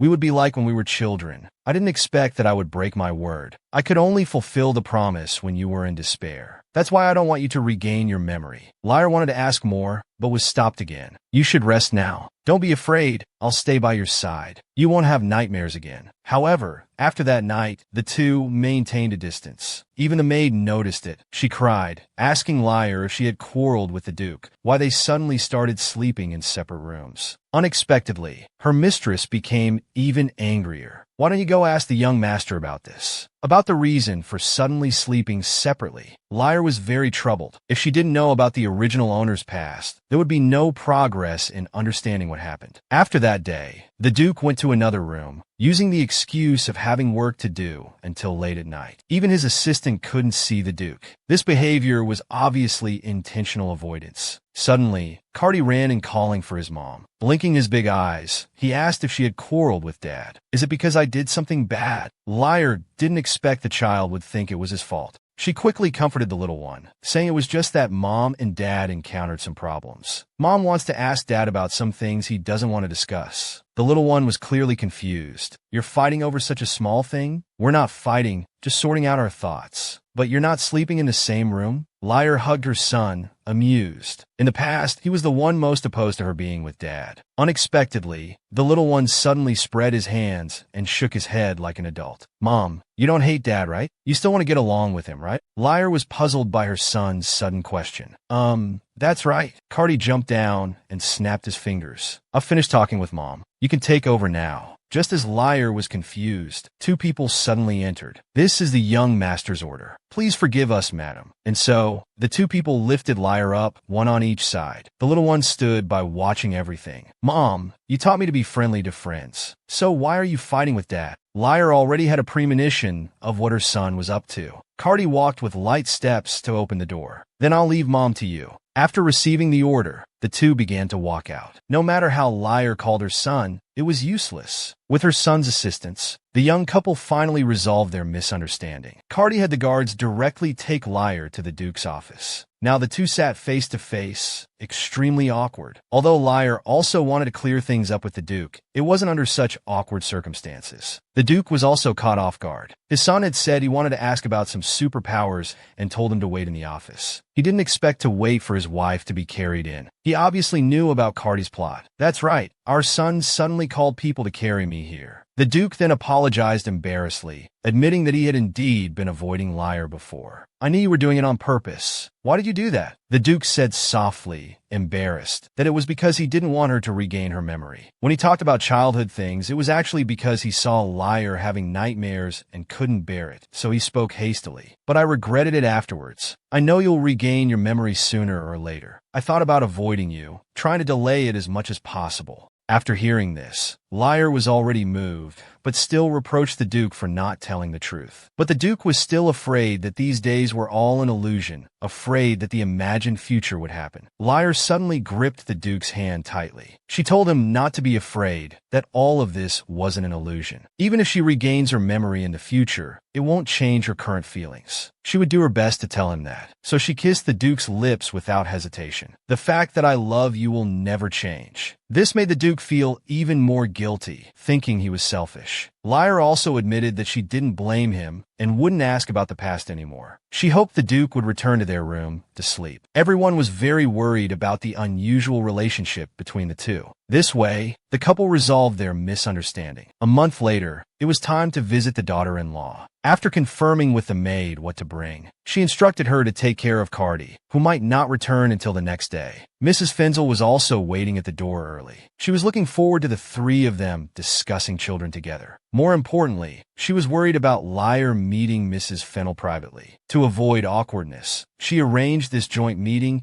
and thoughtfully let Liar call her by her first name. Vinashiril was extremely happy. This indicated that the relationship with the male lead's mother had progressed further. Cardi would surely have a bright future. Soon, The two arrived at Mrs. Feneltira's home. She was also waiting in the reception room to greet them early. I'm honored that the Duchess could come to see me. She also brought out the tea that Lyre had sent. Vinishi told me that this tea has a pain-relieving effect. I've been taking bitter medicine all along. It's great to have tea as a substitute. But, Duchess, do you have any particular reason for visiting me? Lyre panicked for a moment when addressed directly. She quickly thought about how to express her purpose. So, she decided to use the same explanation she gave to Mrs. Fenzel before. I heard your daughter is about the same age as my son and also loves her child very much. I think we could definitely become close friends too. Mrs. Fennel gladly accepted this explanation. At this moment, a little girl ran in. Lyre immediately recognized her as the female protagonist from the novel. She was even cuter than described in the book. The little one curiously looked at the guests in her home. The next second, her eyes met with Lyre's. She immediately exclaimed, "What a beautiful lady!" Then, realizing her rudeness, she carefully apologized. Lyre was instantly charmed by the little cutie. She couldn't understand how her son could imprison such an adorable girl. She immediately introduced herself to her daughter-in-law. The little one also obediently greeted her. Mrs. Fennel wanted her daughter to go rest first, but Nia hadn't heard her mother's bedtime story yet. Unexpectedly, the next moment, Mrs. Fennel began to cough violently. Then she fell straight backward. The sudden incident left both of them in a panic. Mrs. Fenzel immediately called for a doctor to come. It seemed Mrs. Fennel's condition was worse than they had imagined. Fortunately, the doctor arrived quickly at the scene. Nia was also very worried about her mother's health. This was the first time she had coughed up blood like this. Lyre patiently comforted her not to worry, saying that her mother would get better with good rest. But inside, she was anxious to find a treatment method quickly. However, in the current situation, it was difficult to talk privately. She could only try to understand the situation from Nia for now. The little one also wanted to stay with Lyre for a while longer. Conveniently, Mrs. Fenzel also needed to check on her friend's condition. Nia said she could stay with the Duchess, and she asked the maids to go take care of her mother. So only the two of them were left in the reception room. Lyre wiped the little one's tears.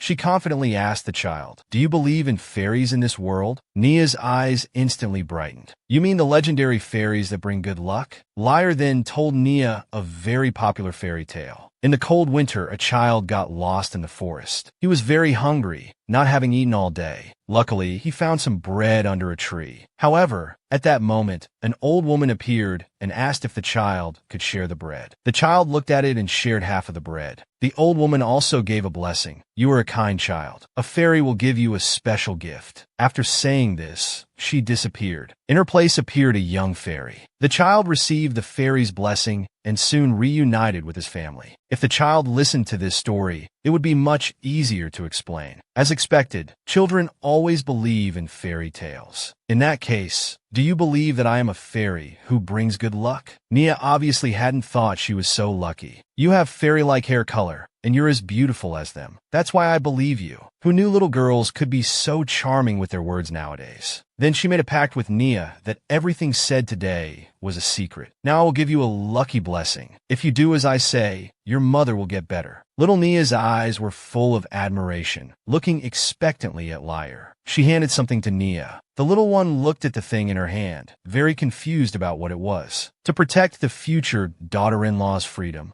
Lyre decided to help in advance. Nia looked puzzled at the flowers in her hand. They seemed to have already withered. Lyre explained that they weren't withered, just not growing well. "This is one of the gifts I brought today. You must mix it with water when your mother takes a bath." The little one blinked her big eyes, asking if this would bring good luck. "That's right, but you must do as I say. Don't forget, it must be done under moonlight. Can you do this for me?" Nia nodded quickly, saying she could definitely do it well. "Thank you so much." Fairy Lyre thought the little one in her arms was adorably cute. She increasingly hoped Nia would become her future daughter-in-law. Now that Cardi had been well educated, she could find an opportunity for them to meet in advance. This way, their relationship would have a good start. "You should find a chance to come visit my home." That evening, Mrs. Fennel sat dejectedly on her bed. She enjoyed the time spent having afternoon tea with other ladies, but unfortunately her health had been deteriorating lately. She didn't know how much longer she could live. She hoped to see Nia grow up. As she was thinking, she heard someone knock on the door. Then she saw her daughter run in. She asked why she wasn't in bed yet. "I'm here to fulfill my promise to the fairy."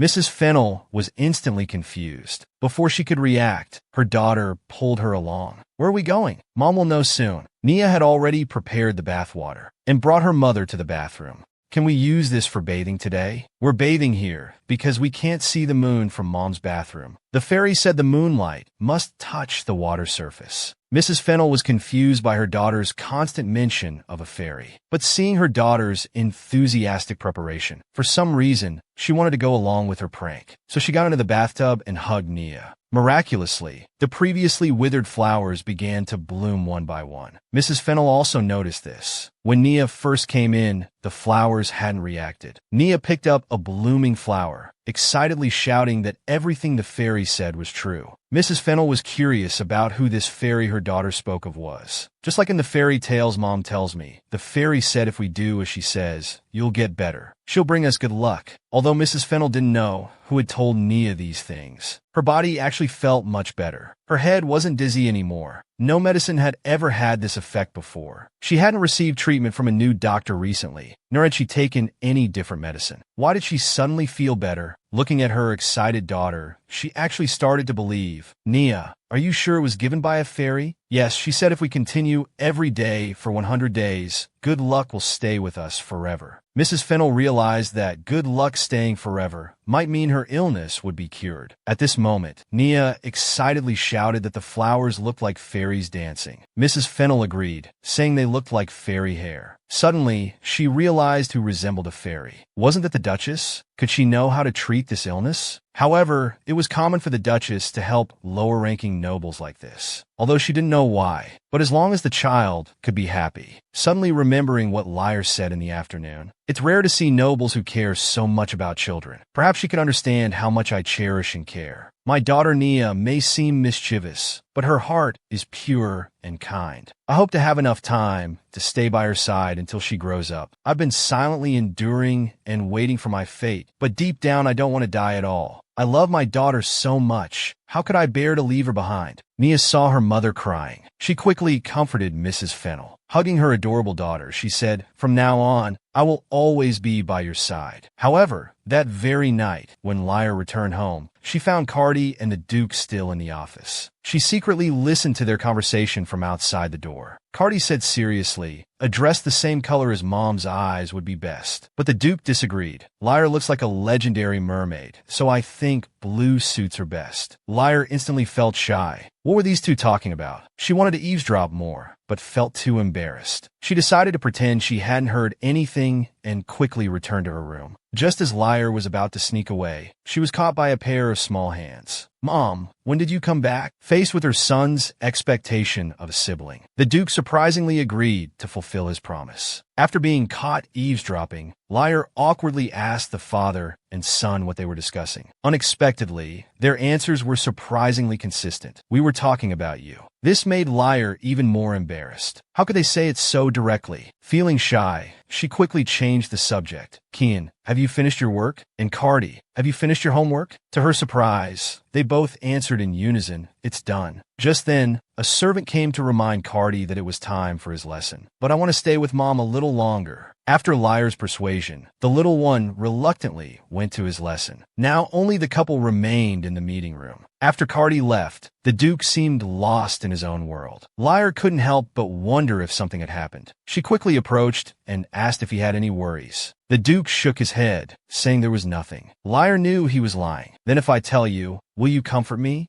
"Of course. What kind of special comfort do you want?" Actually, Lyre knew that what troubled the Duke most now was probably the fear of her regaining her memories. "Now you can tell me, who disturbed your mood? If you knew, would you scold that person?" "Of course not. No one can ruin my husband's mood. I'm serious." The Duke grabbed his wife's hand, blushing as he praised, "Lyre, you're so cute. If you keep tempting me like this, the situation might become dangerous. If I become too dependent on you, you won't be able to escape then. I like you, so I want to get as close to you as possible." After saying that, she prepared to slip away. "I just got back from Mrs. Fennel's. I'm a bit tired. I hope you don't push yourself too hard. I'm going to rest first." She left the Duke standing alone in place. The next day, the Duke recalled his conversation with Cardi yesterday. The little one had heard that if mom and dad sleep together, they'll have a baby. But so much time had passed and still no sign. So he came to ask when dad would fulfill his promise. I will continue to maintain our current situation, but please fulfill our promise. I want to see mom happy all the time. Until then, I will also maintain our family's current state. His son's words made the Duke realize our family is the most important thing. So he solemnly promised his son that he would definitely do it. Then when is our next family trip? I've even decided on the color of mom's dress. The two were discussing heatedly. Cardi then saw his mom hiding outside the door. The Duke didn't expect his wife to appear at that time. Fortunately, she only heard the latter half of the conversation and didn't hear his promise to Cardi. Lost in thought, the butler approached with a smile. Our Duke must have thought of something, as he smiled a bit. I've been working so perfectly lately, but haven't seen you smile. Every time your wife and son come here, you're so cruel to me. Don't say such useless things. We need to finish today's work quickly, so Liar won't suspect anything. But regarding the letter from Earl Owen, are we really going to dispose of it without telling the Duchess? The Duke's expression suddenly became extremely serious. I've already told you.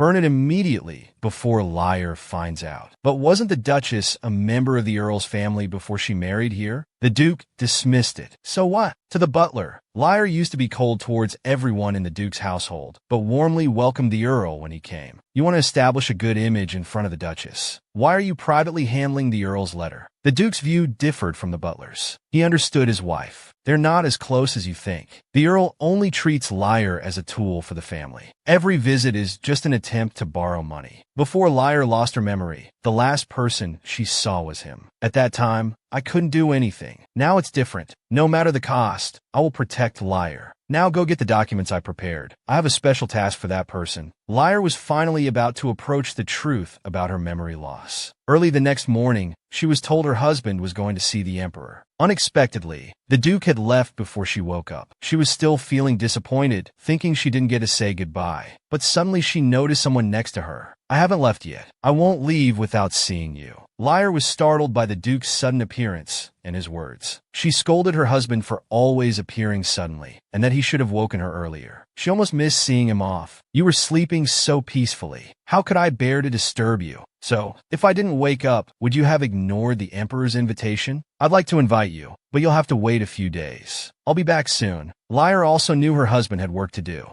The first time she welcomed the Duke back from the expedition, she thought she was dreaming. I'll still be waiting for you to return this time. Take care of yourself. After the Duke left, Liar lay alone on the big bed. The maid, seeing this, asked if the madam was feeling lonely. Yes, even though he just left, I already feel lonely. At this moment, she suddenly remembered Mrs. Fennel's matter. The maid had come for this very reason, bringing a letter from Mrs. Fennel. Liar felt relieved after reading it. Mrs. Fennel had improved a lot, and at the end, she specifically emphasized her gratitude. Liar blushed immediately. She didn't expect Nia to tell her mom everything. The next meeting would be so awkward, but the future had changed because of this. Nia's background wouldn't be so tragic now. She still needed to think of an excuse for the treatment method. She couldn't say she saw it in a novel. While thinking, she unknowingly fell asleep. When she woke up again, she was in darkness, and there was crying all around. Liar walked forward confused and saw a girl crying. When she turned her head, she was completely stunned. It was Liar as a child. What made you cry so sadly? For some reason, seeing little Liar cry so sadly, she also felt inexplicably very sad. I think it's better if you don't know. But do you really want me to tell you? If you do this, you will remember him forever. You won't be able to live happily like now. Liar didn't want to live so unclear. Only by knowing the truth can I truly improve my relationship with the Duke. Help me recover my memory. Little Liar became even sadder after hearing this, questioning why Liar had to know. Why can't you accept a chance to be happy? You will hurt the people important to you again.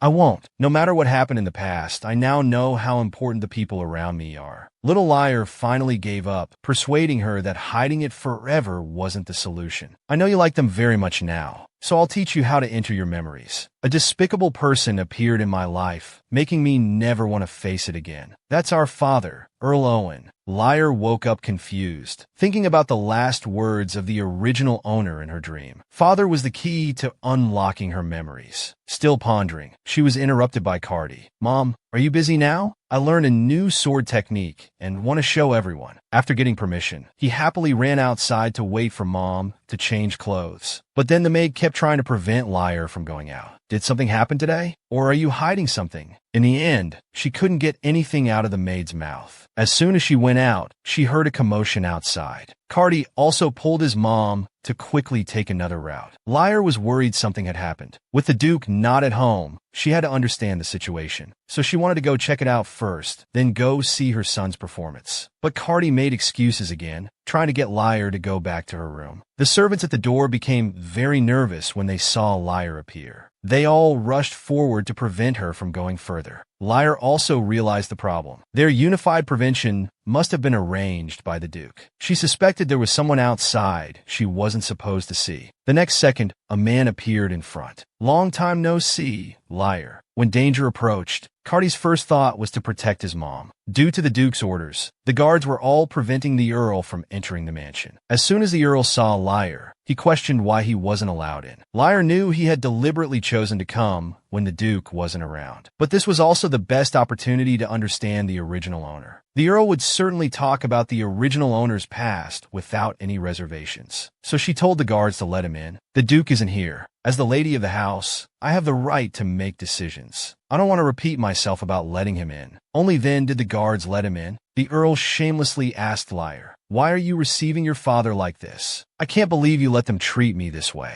We're family, aren't we?" Liar didn't want to say much. She directly asked the maid to take him to the meeting room. Because the moment she saw the Earl, she felt extremely disgusted. It made one wonder what kind of person the father was to evoke such a reaction. Little Cardi also noticed his mom's expression. Worriedly, he begged his mom not to make such an expression, saying it scared him. "You used to always have this expression on your face before. I'm sorry, Cardi. Mom is just a bit strange. Mom promises not to have that scary expression again. Every time I see Cardi, I want to smile. Having such a cute and gentle child makes me happy. Don't worry, Mom won't have the expressions from before anymore." Liar knew Cardi's inner anxiety, afraid his mom would become like before again. Now Mom has to go receive the guest. "You go wait in your room, okay?" Unexpectedly, the little one firmly insisted on going with Mom. "I promised Dad I would protect Mom's smile. Father isn't here. I will protect you. If that person hurts Mom, I'll burn him to ashes." Liar was touched by her son's protection. Mom thinks she can handle him. "You also have to promise to control yourself." Little Cardi obediently agreed with his mom. After entering the meeting room, Liar lifted her son onto the sofa. Unexpectedly, her father's mockery came again. "You two look very close now. Before, you always looked at him coldly. Maybe because he's related to me by blood, you want to raise your lowly child?"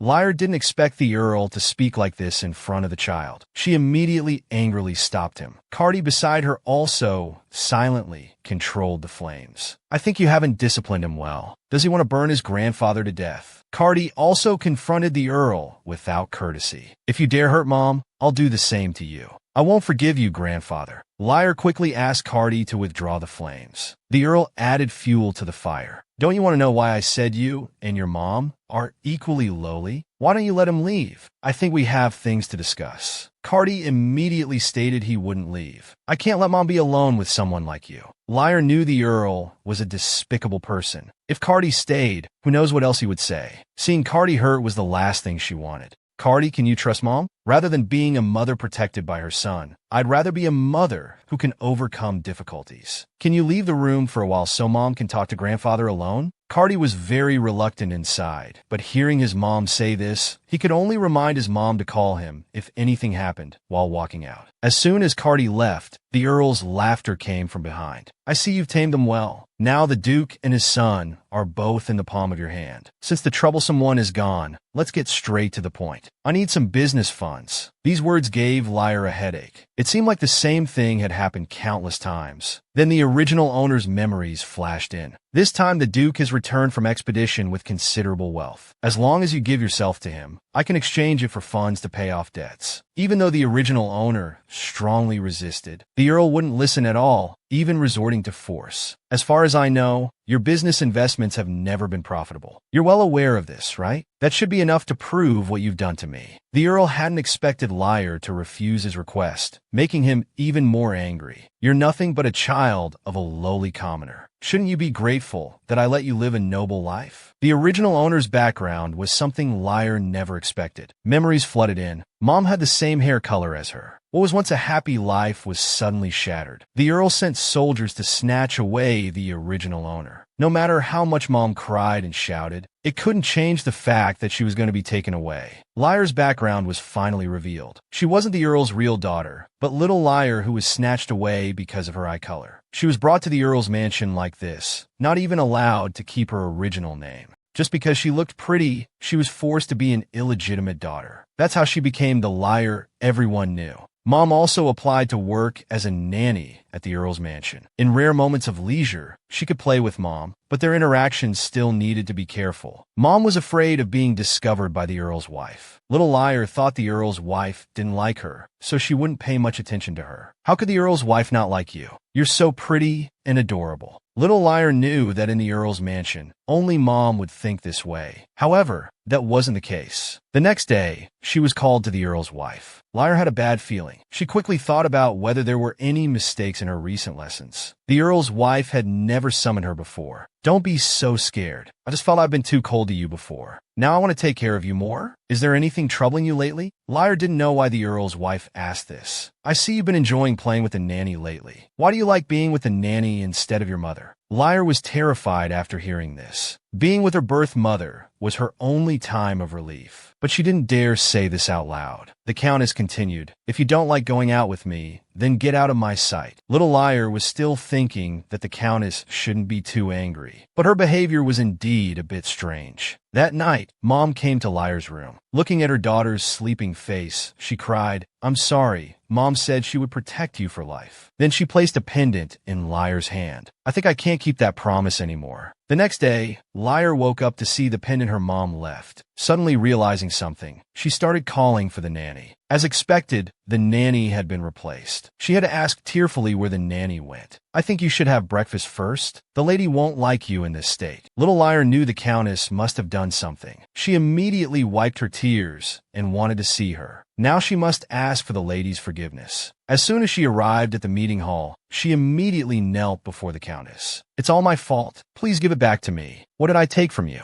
Do you miss your mother that much? I heard the Duke's family in the north needs servants, so I sent her there. Don't be so sad. I plan to go to where she works in the summer. Would you like to come with me?" The Earl added from the side, "Take this opportunity to visit the Duke's mansion. His son is still a little boy. I hope you can catch his attention. Use your face to seduce him. This is also repayment for us raising you." The memory ended. The Earl was still talking to himself. "If you don't want your husband to know about your lowly background." Liar retorted that the Duke wouldn't care about these things. "What if you knew he was the son of the person who killed your mother?" The boy learned that Mom was in a bad mood. He immediately came to comfort her. He even brought his favorite toy bear to cheer Mom up. Meanwhile, the father was still threatening Liar about moving her mother's grave. "You'd better obey my orders. If your mother's grave is disturbed because of this, I think she would be very sad." Liar didn't expect the Earl to be so vicious. She thought that perhaps he had threatened the original owner like this before. That's why she ended up in a bad situation. But now she was different. She wouldn't be threatened by the Earl's words anymore. She rudely asked him to leave the Duke's mansion. The guards hurried in upon hearing this. They immediately restrained the Earl, who was still cursing. Little Carty also rushed in anxiously to check on his mom's condition. At bedtime, he specially brought a doll. "Mom, are you okay? I brought my favorite teddy bear to cheer you up." Liar was touched. The little one came to comfort her at this time. "Can I sleep with you before Dad comes back?" Liar agreed to her son's request. It had been a long time since they did this together. Looking at her son's obedient appearance, thinking of her previous indifference towards him, how heartbroken the child must have been. "Carty, do you hate Mom?" Hearing this, the little one lowered his head and was silent for a moment. "I did many things before, but you never gave me a hug. Then it seems I was truly a bad mother. But even though Mom was cold, I still liked you. Back then, I just wished you could give me a smile." Suddenly, Mom started smiling at me. At first, I was still angry about this attitude. "You suddenly became so nice to me." But later I wasn't, because I really love Mom. Even now, I still love you. Liar hugged her adorable son. Actually, while talking to the Earl just now, she had remembered everything. She even saw that winter witch. At that time, she was holding her mother's only memento. She begged the witch to let her go back and see. Mom didn't expect the witch to refuse the request, but she could give Liar 10 years. At that time, she thought without Mom, even if she had time to live, it would be worthless. The witch laughed. She thought Liar was lying and wanted to make a bet with her. If you're so confident, then you surely won't lose. I'll give you a new life, without any cost. There, you won't live in sadness and pain. A life where you can be loved peacefully. What do you think? Thoughts returning, Liar looked at her son in her arms, remembering how painful every day used to be, to the point of being unbearable. That's why she thought about whether she could change everything and return to her mother's side. But I can't do that. That way your future won't become so miserable. Before, she thought the torn wings in the novel referred to the heroine imprisoned in the Duke's mansion. But that wasn't the case. The one whose wings were really torn off was Cardi, and the culprit behind this was himself.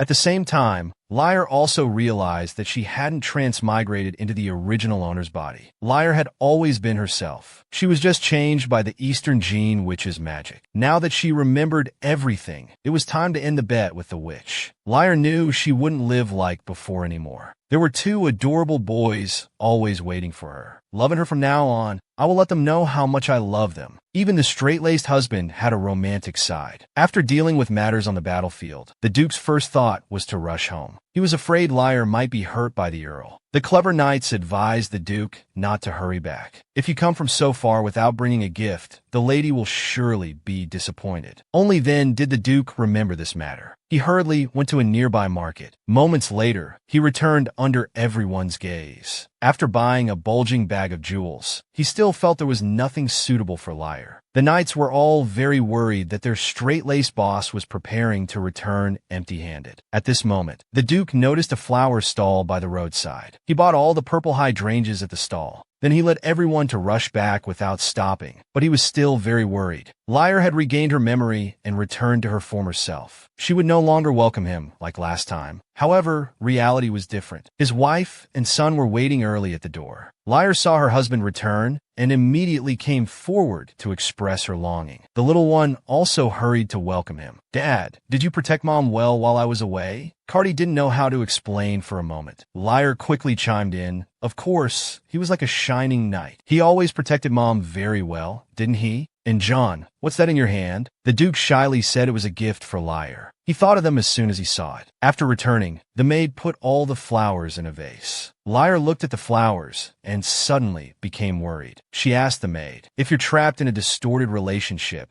but it's neither your fault nor your partner's fault, what should be done? What would you do if it were you?" "I think it depends on the situation. If it's a problem that can be solved, I would do my best. If it can't be solved, I would cut it off." Liar also thought the maid's words made sense, but she still wanted to resolve things. At this point, the maid also guessed something and asked if Liar had regained her memory. Liar didn't intend to hide it and said directly that she remembered everything after the Earl came. As a result, she felt the maid's unprecedented anger. That vicious Earl, he came from so far just to torment the lady. That's why the memories came back. I must quickly find the holy water. We must eliminate the evil energy left by the vicious Earl. Liar was shocked by the maid's state. "Why? Aren't you more angry that I regained my memory?" The maid became even more angry at this question. "Of course not. I can't imagine how many excessive things he said to help you regain your memory. This must have been a huge blow to you, my lady. I was indeed worried that you would return to your former self after regaining your memory. But your eyes used to be empty and cold. Now they're full of warmth and love. As you said before, even if you regain your memory, you won't change. All right, now I'm going to do a deep cleaning of the mansion." Liar helplessly watched the maid run off. Looking at the flowers in front of her, she thought of the Duke again. Perhaps it had been a long time, but she felt the Duke had become more handsome. After putting Cardi to bed in the evening, she prepared to return to the room to wait for the Duke. But unexpectedly, he was already sitting on the big bed. "I've just returned from the battlefield. Even if I'm strong, I can't work all the time." He also pulled his wife close and gave her a kiss. "I thought of you every day. My greatest desire was to see Liar again." She quickly made the Duke stop saying embarrassing sweet nothings. "But in this wonderful atmosphere, I want to tell you something very important. That is, I remember everything." The young couple finally opened their hearts.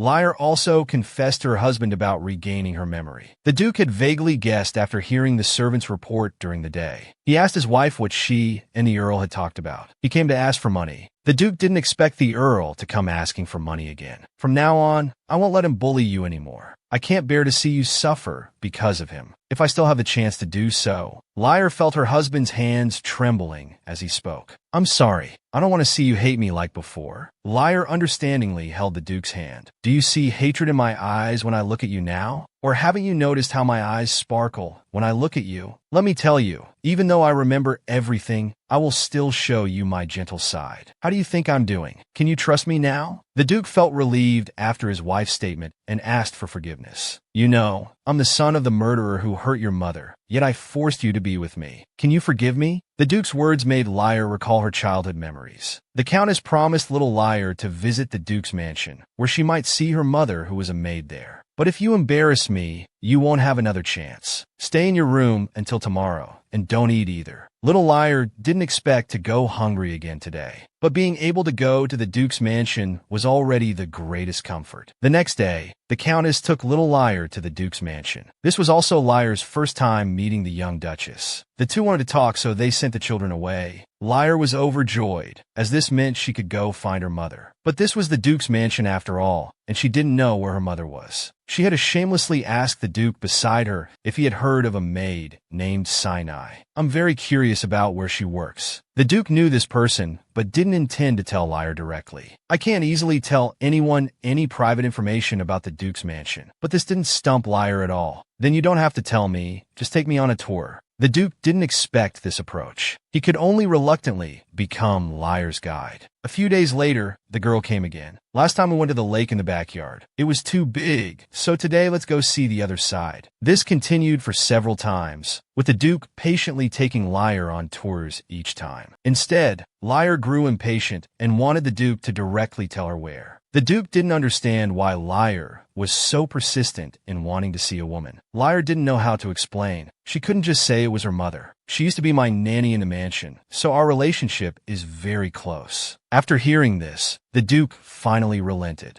It's the maid's break time now. She should be nearby. Who knew Liar would be so excited that she took a big tumble? This earned her merciless teasing from the Duke, but he still helped clean the mud off her dress. It's okay, just be more careful next time. And so, Liar followed the Duke to the maid's resting area. She finally saw her busy mother in the room. Sinai was very shocked to see her daughter and hurriedly tried to hide the wounds on her body. The girl finally calmed her husband's unease. Their childhood events had always been a knot in the Duke's heart. After little Liar's persistent requests, the Duke finally agreed to take her to see her mother. But what Liar didn't know was that her mother's body was already covered in scars. To avoid worrying her daughter, Sinai lied about having to work and sent Liar away. But after that, little Liar frequently went to the Duke's house to see her mother. She finally discovered her mother's injuries. In a panic, the only thing she could think of was to beg the Duchess. But she was met with a cold response. That maid is already part of the Duke's household, which means she belongs to me. Why should I care about a lowly maid? However, what made Liar even more desperate was that the scars on her mother's body were all the Duchess's doing. It was then that Liar realized the Countess's deception. Her only purpose was to let Liar watch her own mother slowly die. The Duke had known everything all along. Thinking about it, tears fell involuntarily. The Duke hurriedly wiped his wife's tears and apologized. Liar gestured for the Duke to sit beside her. I suddenly remembered many things from my childhood. Do you know what my first impression of you was? Probably a serious and cold air to the Duke's family. Actually, when I first met you, I thought you were very unfriendly. You kept not telling me where my mother was, but being with you was very enjoyable. Every day, using excuses to tour the Duke's mansion with you. Not only that, reading books with you is also fun. I've liked you since I was little. The Duke also eagerly expressed his feelings. Back then, every time you smiled at me, my heart would race. But I always refused to tell you where the maid was. I even knew she was suffering from my mother's anger and torture. I deeply regret my judgment as a child. Perhaps if I had told you earlier, we could have saved her. In the end, it caused you to become a child who lost her mother. Liar also tried to comfort her husband. She knew that the Duke, who was still a child then, had no power to protect the maid. He even received a beating from the Duchess for it. Now, all the culprits are far away from us. I shouldn't blame you for the mistakes either. I'm sorry I was too harsh on you before. You don't need to apologize to me anymore. I've always loved you. Then Liar pulled her husband close and gave him a comforting kiss. To be a good brother, Cardi could only silently chat with his dolls. I told you I wanted to see Mom. Why won't you let me go? Mom used to come see me even when she was sick. Something must have happened. The little one hugged his doll with a worried face. Could it be that Mom was unhappy because Dad came back? He immediately dismissed this reason. At that moment, there was a knock on the door. Cardi thought it was Mom and excitedly ran out. Unexpectedly, it was Mom's maid who came. His happy face instantly fell. Why is it you? Daisy, I didn't ask for you. The maid explained that she came to check on Cardi. I can take care of myself if I'm not sleeping. You can go now. The maid realized the little one was angry because he didn't see his mom. She didn't expect Cardi to lie so seriously. Young master, can I tell you a secret? And I'm only telling you this. The madam is preparing a wonderful gift for you. Little Cardi was instantly intrigued, wondering what Mom might be preparing. The maid deliberately kept it mysterious, but the madam told me not to tell anyone. However, I'm telling you specially. The madam wants to give you a little brother. The little one couldn't believe it and kept asking if it was true. He remembered promising Dad earlier that for the sake of a sibling, he could sleep without Mom. Can I go see Mom now? The maid quickly made up a story. The baby's birth needs a special bird to deliver it. When a couple gets along well, that bird will come to visit them. But the bird doesn't easily give children. To ensure the bird comes often, that special bird is very sensitive. It only flies in at night at a good time, until morning. If the bird runs away, they won't have a child. Under the maid's story, Cardi innocently believed it. I promised Dad I wanted a brother, and now I know Mom's not avoiding me because she doesn't like me, so I can endure for a while. After all, I'm going to be a big brother eventually. The maid then took the expectant Cardi to bed. The next day, Liar felt sore all over. She didn't notice the Duke approaching stealthily from behind. She was startled again.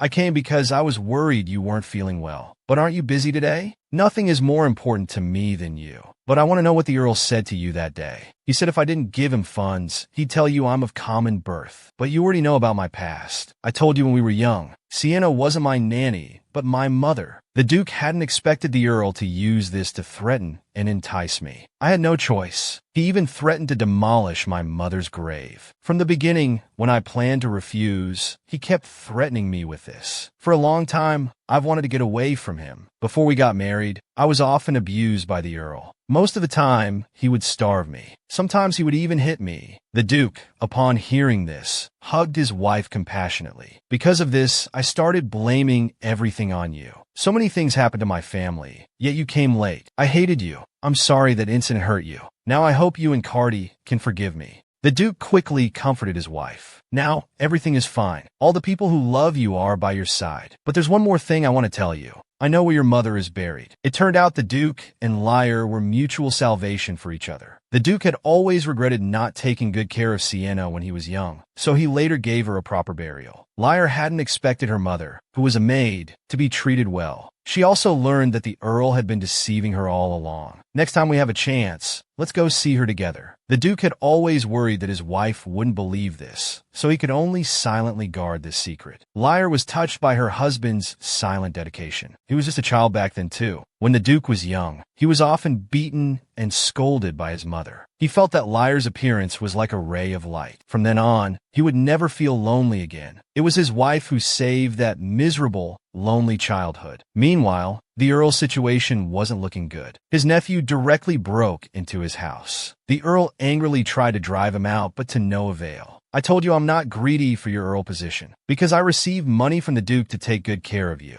Then he called the guards to tie up the Earl. This is the price for your long-term greed and taking advantage of others. Don't worry, I'll throw your body deep into the forest and disguise it as a carriage accident. The Earl never imagined that this would be his final fate. A few days later, Liar's health had recovered. The maid excitedly took out a letter upon hearing this. It's from Mrs. Fennell. Would you like to read it yourself? Liar eagerly opened the letter. She had been looking forward to having tea together once she felt better. Unexpectedly, after reading the letter, Liar looked serious. I think we have important things to prepare for. The mansion will soon welcome a very adorable child. The maid immediately guessed. It's Mrs. Fennell's daughter. Liar kept telling the maid how adorable this child was. We must make thorough preparations to welcome them. The maid also excitedly stated that she would prepare the best pastries and tea to entertain them. But there's one thing. Why do Mrs. Fennell and the child call you fairy in the letter? Liar was very embarrassed. But when I was little, I always hoped for a fairy to come and save me. However, this wish was never fulfilled. I'm glad I can help little Nia fulfill her wish. Although fairies don't really exist, there are people who, like fairies, don't want others to suffer. Liar silently looked at the sky outside the window. Mom, I miss you, but it will be a long time before we meet. I need to take care of my children and husband first. They're the ones I love most. So, Mom, please wait for me a little longer. Little Cardi was finally going to meet his future wife. As a mother, Liar was already excited. She dressed her son up early in the morning and reminded him that there would be two very important guests coming. In her mind, Liar had already imagined how the two little ones would meet. She wondered if Cardi would fall in love with Nia at first sight. Although their meeting in the original story wasn't pleasant, many things had already changed this time. There will be a little girl about your age coming. Can you take good care of her? The little one looked scared when he heard it was a girl. He mumbled softly that girls were troublesome. Liar made another promise with her son to be nice to Nia. Cardi obediently linked his hand with his mom's. After all, he had never broken a promise to his mom. Knowing her son's obedience, Liar promised to make his favorite walnut pie afterward. The little one's eyes lit up instantly, promising he would definitely do as told. Soon, Mrs. Fennell's carriage drove into the mansion. Nia held her mother's hand as she got off the carriage. Seeing this, the mistress and maid couldn't help but exclaim inwardly. The girl was dressed up like a little cupcake. She was so adorable. Nia also shouted "Fairy Lady" as soon as she saw Liar. Hearing this title, the servants behind started guessing. Could it be that the lady was as beautiful as a fairy? Long time no see, Fairy Lady. I've been wanting to visit you. The repeated fairy made Liar both immersed and very embarrassed. After some hesitation, she still asked the child not to call her fairy anymore. Nia quickly covered her mouth, explaining she didn't mean to expose the fairy's identity. She was afraid her good luck would be taken away by the fairy. Liar was instantly charmed. Children were so innocent. Just as she was about to answer, Cardi blocked her from behind. Please stay away from my mom. She's not your fairy. She's my mom. Please don't cause her trouble. The warm scene Liar had imagined completely changed. However, Mrs. Fennell's complexion was much better than last time. Yes, it's all thanks to you, the Duchess said. Afterward, she taught her daughter to politely greet before speaking. The sensible girl immediately took her mother's words to heart. Not only that, Nia also apologized to Cardi right away. I can understand your feelings. Little Duke, can you forgive me? You've already apologized to your mom, so it's okay.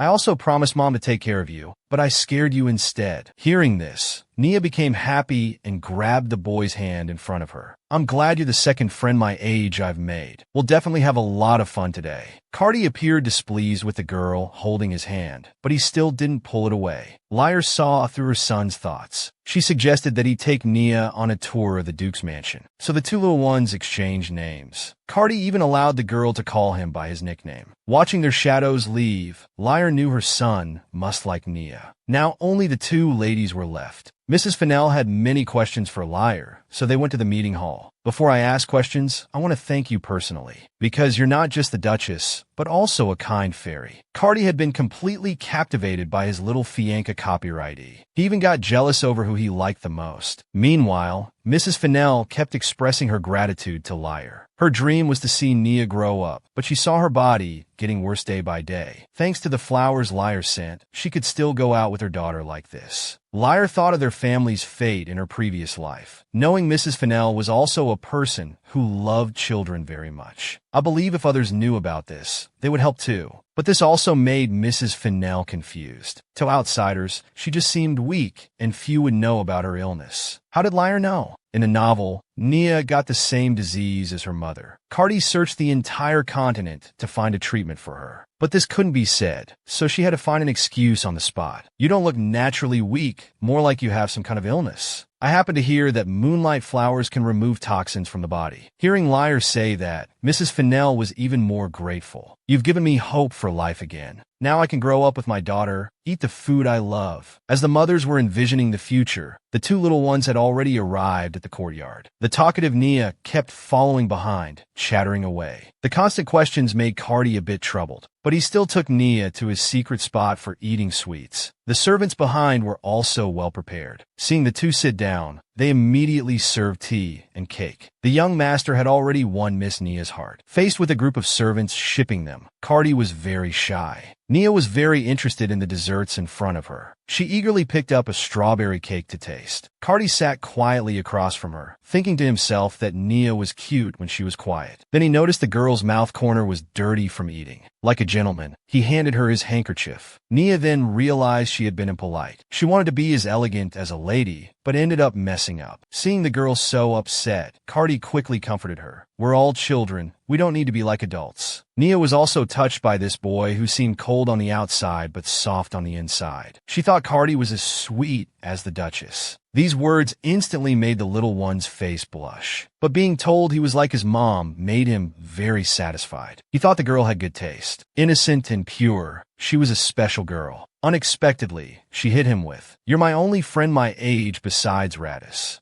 His mom and my mom are good friends. We often meet. Radis is very kind. I really like playing with him." These words made Cardi unhappy. "Do you say you like everyone?" Nia explained, "I don't say I like everyone. It's just fun being with Radis." The girl's sweet smile instantly stunned Cardi. He was even more angry inside. Nia actually said in front of him how much she liked being with Radis. The girl, realizing late, felt that Cardi was unhappy. She comfortingly patted his head. "Whenever I'm angry, Mom does this, and I feel much better. Don't you like being patted?" Little Cardi was already in turmoil inside. On the surface, he remained very calm, refusing the girl's comfort. In his heart, he had already fully accepted this special girl. Seeing the two little ones getting along so well, Liar and the maid were very pleased. The originally cold son actually took the initiative to invite the little girl to come play again. He even said he would prepare strawberry cake. Little Cardi himself didn't understand why he had such emotions towards Nia. He was helpless facing the lively and cheerful girl. Nia suddenly leaned close, asking Cardi why he didn't call her by name directly. "We're friends now. You can call me Nia." The little one called out the girl's name with a red face. The maids nearby were absolutely thrilled. At this time, the two little ones also realized it was getting late. Nia directly pulled Cardi to find her mom. The two ladies said goodbye very familiarly. Nia then asked Cardi if she could come play with him again. The little one's answer was also unexpected. "I'll have the chef prepare strawberry cake waiting for you to come." This also put Liar's mind at ease. It seemed the future plot wouldn't happen. A few days later, early in the morning, Liar was woken up from her dream. Leaning on the window, she saw the maids and Cardi holding holy water with determined looks. She remembered what the maid had said a while ago. Unexpectedly, they really were spraying holy water everywhere, and not just a small bottle, but a large bottle for each person. Although the Duke's mansion was wealthy, they couldn't be so wasteful. Just as she went out, she saw a guard standing outside. He was surprised the lady got up so early. Liar explained she was woken up by the commotion outside and wanted to see what happened. To her surprise, the guard also took out a small bottle of holy water. Today, all the servants are doing a big cleaning with holy water. Liar looked at the empty bottle and knew the guard had participated too. "Of course, we can't let anything bad happen to the lady. Honestly, I don't know if this counts as wasting money, but I definitely wanted to join in." Liar couldn't help but feel touched. The people in the mansion were so good to her. "Is there any holy water left?" The guard thought the lady wanted to participate too. "No, I just don't want to see such expensive holy water wasted on the floor." Understanding this, the guard agreed to send the remaining holy water to Liar's room. Meanwhile, the maids and Cardi were very enthusiastic about this task. Seeing this, Liar quickly slipped away, afraid they'd see her and drag her along. Suddenly touching her empty neck, she remembered the necklace from her mother that she hadn't seen in a long time. In her memory, she had exchanged the necklace with a witch, but the specific memory was still vague. For some reason, she felt life shouldn't be so happy, unable to recall what memory was missing.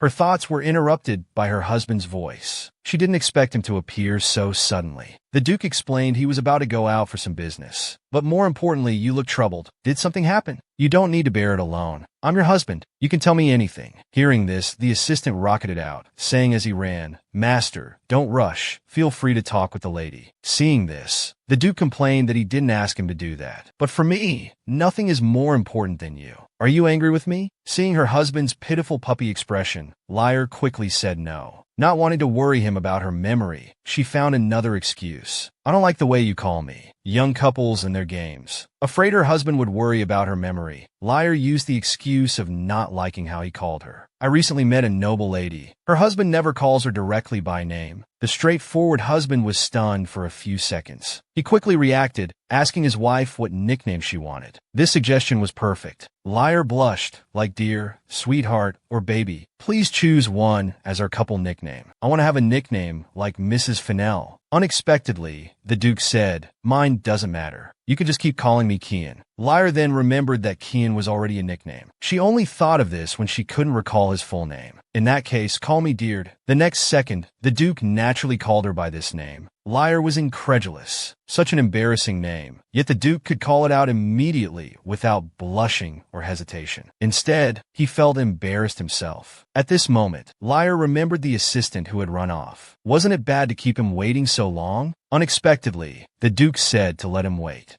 So after their talk, they agreed to visit her mother's grave in a few days. A few days later, the family of 3 was on their way to their destination. Little Cardi was puzzled about where they were going today. Mom looked sad. Is the person we're going to see as troublesome as grandfather? No, that person is very precious to Mom. The little one still didn't quite understand, but he didn't ask Mom any more questions. And so the 3 of them arrived at their destination. Lyra looked at the place where her mother had always stayed. It was evident that the Duke had taken great care to maintain it well. Seeing this, Lyra rushed towards her mother's tombstone. The Duke appropriately gave his wife enough time alone. He took Cardi for a stroll in the nearby forest. Little Cardi didn't understand why they couldn't see the person they came to meet. This might be a bit difficult for you to understand. After all, you're still a child. Cardi was displeased that his father treated him like a child. I'm the family heir. I can learn and understand. The Duke patted the little one's head. Such a response still proves you're young. When can we go back to find Mom? We need to wait a while. Mom still needs some time. I'm curious about one thing. Grandfather was so mean to Mom. He won't come back, right? Don't worry, he won't come to our home again. Actually, Grandfather has passed away, but Mom doesn't know about this yet. Let's keep it a secret from her. I'll keep it confidential. If Mom hates you again for something, I'll be in a difficult position. After all, that special bird will bring my younger siblings only if this couple is very loving. This statement left the Duke at a loss for words. The little one continued to seriously warn his father. If you argue again, I won't have any siblings. The Duke finally realized that the maid must have said something. Meanwhile, the little one kept talking. I fulfilled my promise. I hope you can fulfill yours too. At that moment, a light drizzle suddenly started falling from the sky. Lyra saw her mother again. Mom, it's been a long time. I now have my own child. In the past, you were always the person I loved the most. Now there are many people who love me, so I want to live a life without regrets. I'm sorry it took so long to come see you, but I still love you very much, more than anyone else. The child didn't know what death was, but he knew it must be someone very important to Mom. Seeing the rain getting heavier, Cardi quickly ran over to check on Mom, but he saw his mother's slightly reddened eyes. To avoid worrying the child, Lyre claimed it was because of the rain. Then let's quickly go home now. Okay, but before that, can you express your respect to her? Just say you're my dear son. Cardi looked at the tombstone in confusion, but there was no one there because she's gone on a journey to a distant planet. The little one immediately showed understanding and began to think about how to express himself. Hello, I'm Mom's most beloved son. My name is Cardi. I'll become an even greater Duke than Dad in the future. After speaking, the Duke put a raincoat on his son. It seems my son is very ambitious. But before that, you need to protect yourself. Then he put another one on Lyre, asking his wife if she felt better. I'm glad we had the chance to come here together. I'm sorry for keeping you waiting. From now on, I will definitely make him the happiest person. You don't need to worry.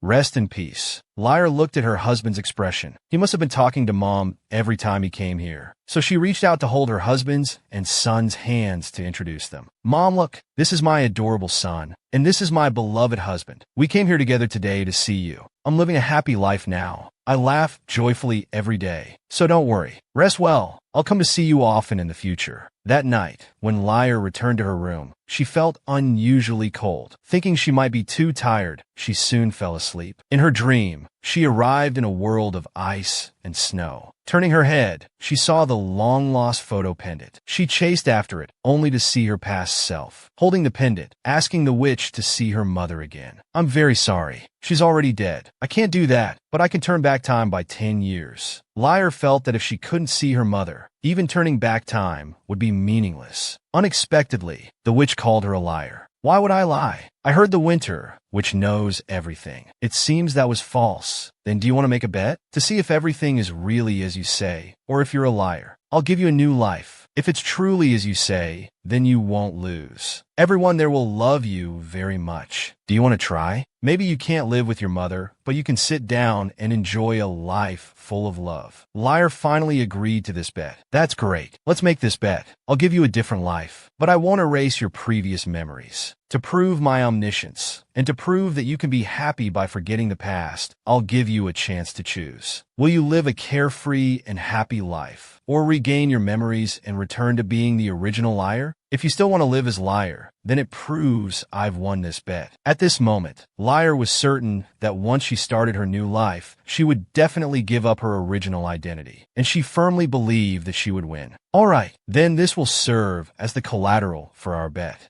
At this point, Lyra suddenly woke up from her dream, not knowing what this dream meant. If she chose to continue living as Lyra again, what price would she have to pay? Little Cardi was about to have a sister. Since the last dream, Lyra had been trying to find information about the Winter Witch. The maid also noticed that the lady spent every day in the library. So she asked Lyra if she needed to find something, as she might be able to help. Hearing that the lady was looking for books related to the Winter Witch, she suggested checking the library in the basement. It was the first time Lyra had heard about this. The maid explained that she heard it from her mother, who was once the personal maid of the former Duke. Back then, she often saw the former Duke going to the basement late at night. She didn't know why the former Duke frequently went there. However, rumor had it that the Duke's family's precious artifacts were stored there. Since it's a private library, there must be information there that can't be found here. Lyra also thought the maid's suggestion made sense. This library mostly contained children's books, but the maid wondered why the lady was suddenly interested in the Winter Witch. So she had a bold idea. Could it be a method to bring another young lady to the mansion? Lyra didn't expect the maid's imagination to be so rich. It was just like when she told Cardi about the special bird story last time. After hesitating for a while, Lyra still went to the Duke's office. Just as she was wondering how to start, the Duke seemed to sense her presence and opened the door. "I have something I want to talk to you about. Do you have time?" The Duke agreed to Lyra's request under the assistant's resentful gaze. The assistant could only quietly remind him, "Duke, we still have many documents to approve." Unexpectedly, his master not only handed over all the official duties to him, but also started showing affection in front of the single man. The desperate worker could only wish them to have fun. So the Duke carried Lyra all the way to the forest. Only then did he put his wife down. "We often came here when we were young. Do you remember? The air is very fresh here. Can you ride a horse?" Lyra said her father didn't allow it when she was young. So a moment later, the Duke rode a horse over and helped Lyra onto it. Then the two rode the horse, strolling through the forest. The Duke also promised to make time to teach Lyra how to ride in the future. Without realizing it, they arrived at the lakeside. This reminded Lyra of her childhood memories. The two had chased a bird far away and missed the time to return. While running, the Duke's face grew increasingly pale. Lyra then noticed his back was covered in blood. "It's fine, just a wound that reopened." The unaware young Lyra immediately thought of telling the Duchess, but she was told that these scars were inflicted by her. Lyra could hardly believe her birth mother did this. But since she knew the Duke's secret, she felt she should share a secret in return. So she told the Duke about the maid being her birth mother. The woman finally told her husband about the bet with the witch. Only then did she learn that her husband had once paid a price to the Winter Witch. Lyra never forgot the childhood promise. that they would live happily ever after. After that, they never saw each other again. The Duke deeply regretted it. If he had told everything during that time, their relationship wouldn't have gotten worse. Liar believed that he just wanted to vent at that time. "I'm very sorry for hurting you before, even hurting such a young son. Now, no matter how many times I apologize, it doesn't feel enough." The Duke quickly comforted his wife, saying it's all in the past. "But I've been so happy lately. I really don't want this happiness to be taken away." The Duke didn't understand why his wife would worry about such things. "Because I've already ruined someone's life. Do you know about the Winter Witch?" The Duke was surprised that his wife suddenly asked this. Liar decided to tell the truth. She didn't want to hide anything from the Duke. "Actually, I made a bet with the Winter Witch. A bet on whether I was lying or not. Have you ever thought we might be unhappy together in the future?" The Duke admitted he had never thought of such a thing. "Because I've always wanted to live happily with you. But I know there's such a future. I've already experienced that life. In the end, we couldn't achieve a perfect ending. It ended in regret. It was I who ruined your life." Liar finished speaking and became nervous, afraid the Duke wouldn't believe what she said. The next second, the Duke embraced his wife. "What was your past life like?" At this moment, Liar finally breathed a sigh of relief, certain she wouldn't face this alone in the future. "I love you very much, but I couldn't tell you. Before, I didn't believe I deserved happiness. When I first met the Winter Witch, I asked her to let me see my mother. But she could only send me back 10 years, and she thought I was lying. I believed I wasn't lying, so I made a bet with her. If I lied, the Winter Witch would win. As Liar, I chose to live with you and Cardi to make up for my previous mistakes. I can't believe it. When I said I didn't want to live happily with you, I was actually lying. You are both so precious to me. But since I made the bet, the witch will soon come to take me away. She won't do that." Liar thought her husband was just speaking hastily. "I understand how you feel, but the opponent is the Winter Witch. It's so frustrating. Isn't there any other way?" Unexpectedly, the Duke suddenly changed the subject. "Do you know why I became the heir of the Duke's mansion? Isn't it because you were born with the same abilities as the previous Duke? My mother was once a commoner. After she gave birth to me, she suddenly gained the title of Duchess." Liar remembered that the Duchess died of a terminal illness. "As you might guess, my mother made a bet with the Winter Witch. Her goal was to become the Duchess." Liar never expected such a development. "Then what was the price of her bet? Her life?" "No, it wasn't. Her illness was incurable. Until the day she died, the Winter Witch came to find me. She told me she was here to collect the price." "Little one, you're angry because Mom didn't take you out, and you successfully defeated Dad." Just now, Liar learned that the price the witch took from the Duke was that he would never be happy. He was very sad. He was already so unfortunate. Why would the witch want to take away the happiness he had finally obtained? So he wouldn't let such a thing happen again. Then the two returned home to see an angry Cardi. "Where did you and Dad go? Why didn't you take me?" Liar quickly explained to the little one that they just went out for some fresh air. "If we were doing something fun, we would definitely have taken you. If you don't believe me, you can ask your dad." So he turned to his dad. "Where did you two go?" "Just as your mom said, we were just walking nearby." "But weren't you in class at that time?" "We only left for a while." "Don't be angry because we didn't take you." This made Cardi even more upset. "But you take Mom out every day. Don't you know I've been holding back from seeing Mom because I'm waiting for that special bird? You're really too much." Hearing this, Liar felt very embarrassed. She blamed her husband for not explaining clearly to their son. Unexpectedly, Cardi asked another soul-searching question. "When will that special bird bring me a gift?" "Dad promised me. He said that bird would bring me a little sister. Mom also said she'd give me any gift I want. I've been looking forward to and preparing to be a good big brother." Faced with her son's request for a second child, Liar could only promise she would try her best. Cardi's eyes immediately lit up. "Mom, will you take care of that special bird? You must have seen it before, right?" "Of course Mom knows how to take care of it. But your birthday is coming up. Let's think about what kind of dessert you want." This successfully diverted Cardi's attention. "Can you make me a big cake?" "Of course. I've already thought about how to decorate it. Also, before your birthday, would you like to travel to the south with Mom?" The Duke immediately chimed in. "I'll make time to go with you too." Unexpectedly, his wife played a trick. "I think Dad must be very busy. This time it'll just be a mother-son trip. This is punishment for hiding about that bird." Little Cardi was gloating on the side. Early the next morning, the Duke found Liar. He had found a book about the Winter Witch in the underground library. It was more detailed than the fairy tale books. "You can ask me for help with anything else. I'm willing to do anything for you." Then the Duke went to work. Liar reluctantly said goodbye to her husband. She started reading the book he brought. It recorded the witch's hobbies, and personality. It seemed to be written by a family familiar with the witch. She often fulfilled others' wishes due to her boredom with life. For the witch, these were just games. It seemed meeting her would still be quite difficult. Optimistically thinking that she fulfilled wishes perhaps because she wanted to see fate completely changed. Worrying endlessly wouldn't help. Right now, Cardi's birthday was more important. As she thought about it, she suddenly felt tired. Unexpectedly, in her dream, she came to that place again. Liar, long time no see. Do you remember me? Then you should know why I've come to find you, right? Indeed, rivals in love are particularly hostile when they meet. Little Cardi was already getting jealous. In the dream, the witch came to Liar wearing a necklace. Knowing the witch must have come to claim her price. Oh my, that expression. Others might think I'm the villain here.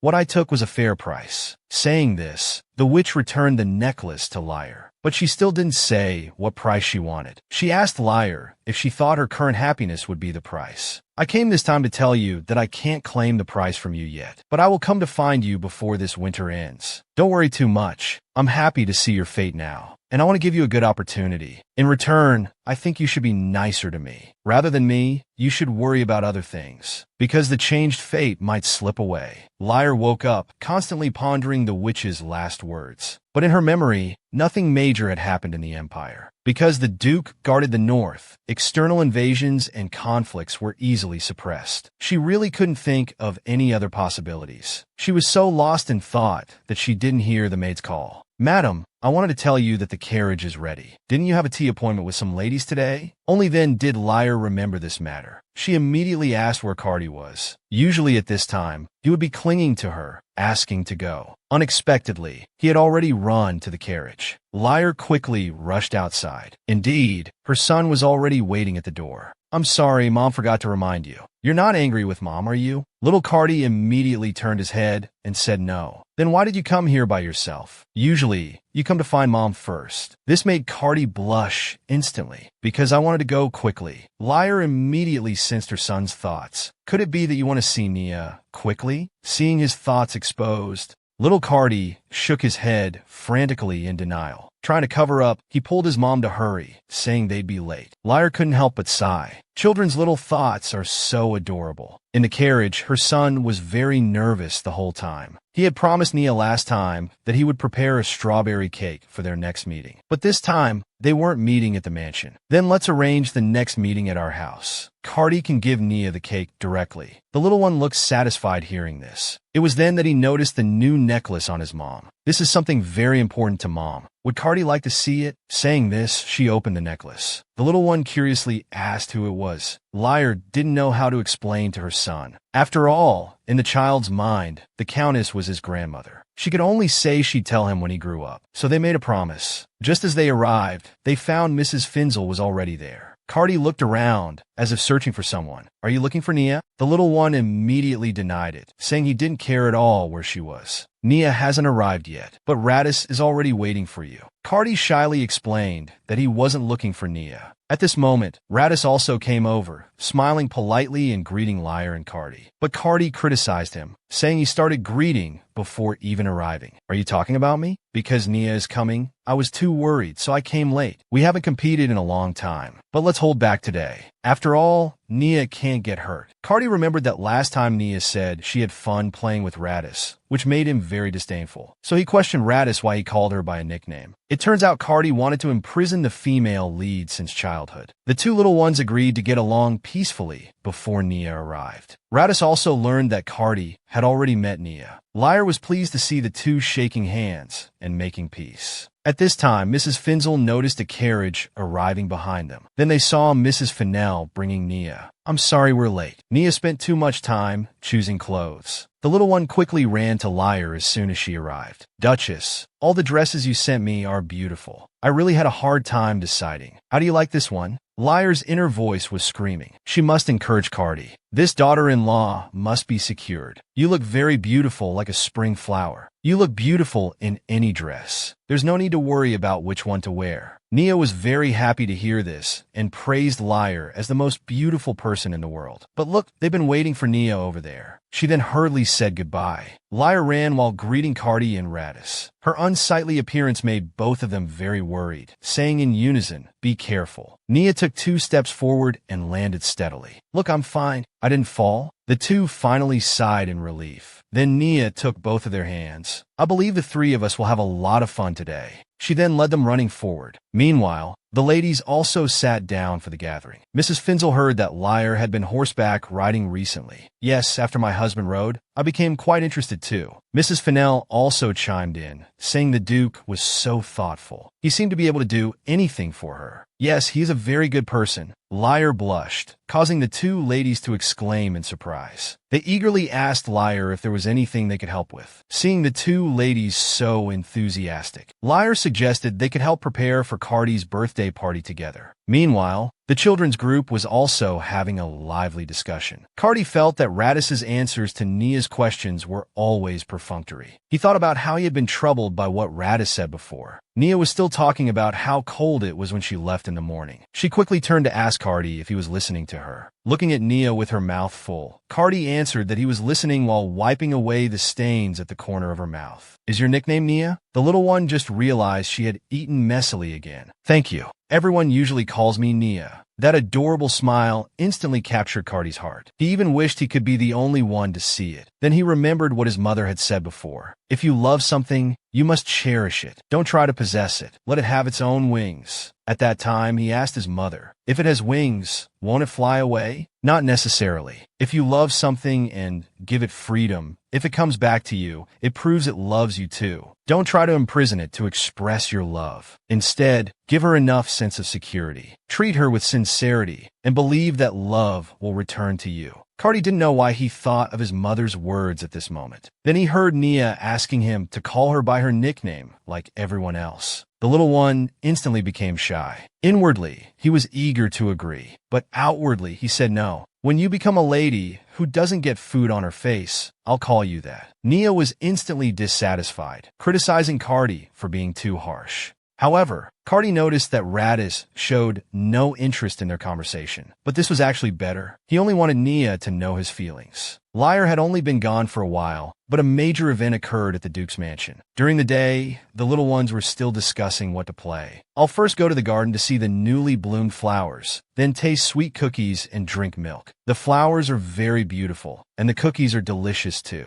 That's also why I like coming to Radiss's house. And last time, I even got to touch a horse. Hearing Nia's excited description, Cardi turned to ask Radiss, I just need to look at Nia, because she's cute. Look, just like now. At this moment, Nia was staring at the strawberry cake being served, her eyes sparkling. I want to eat a super big strawberry cake on my birthday. But the pie I ate at the Duke's mansion last time was good too. Foodie. Nia turned to ask Radiss when his birthday was. Learning it was in summer, she then turned her hopes to Cardi. My birthday is in winter, and it's coming soon. Nia was very excited to hear this, eager to attend the party. That means I can eat the same big strawberry pie as last time. Cardi also promised to send invitations to both of them. On the other side, the mothers were also discussing the birthday party. Mrs. Finzel thought that many people should be invited to the birthday party. Mrs. Fennell also strongly agreed. She invited many people for Nia's birthday, and Nia was very happy then. If you need, we can help you contact other ladies. But Liar firmly rejected this suggestion because little Cardi doesn't like interacting with unfamiliar people. In that case, at least we should attend. I think this suggestion is very good. After all, the children get along very well. Of course, Cardi would definitely like having friends at a small gathering. The 2 ladies will also prepare things for the children to play with. It's so nice to be able to live such a peaceful life recently. This time of year used to be very noisy. Liar asked, not understanding, because our territory is often disputed. Thanks to the Duke, the domain doesn't fall into chaos. I'm grateful to have him protecting us. That's why we have the chance to enjoy leisurely afternoon tea moments. Liar also thought that the Duke might be facing disputes, and he often goes out to fight. Before, she thought it was normal for the Duke to go out often. She had never even sent him off once. But the Duke still did his best to protect her. Now she needs to do something to protect him. The other 2 ladies were also very worried about the border situation. I can't believe my beloved husband would get hurt. Liar now had the same feeling. Just as the 3 were in a depressed state, Liar became more afraid. The price the witch mentioned earlier might be related to the Duke, so she was especially worried when the Duke went out. Mrs. Fennell suggested, you can send embroidery as a gift. I believe the Duke will definitely like it. That's a great idea. But what should I embroider? Unexpectedly, both ladies said in unison, "Anything made with heart will do. It will be a symbol of your love for each other."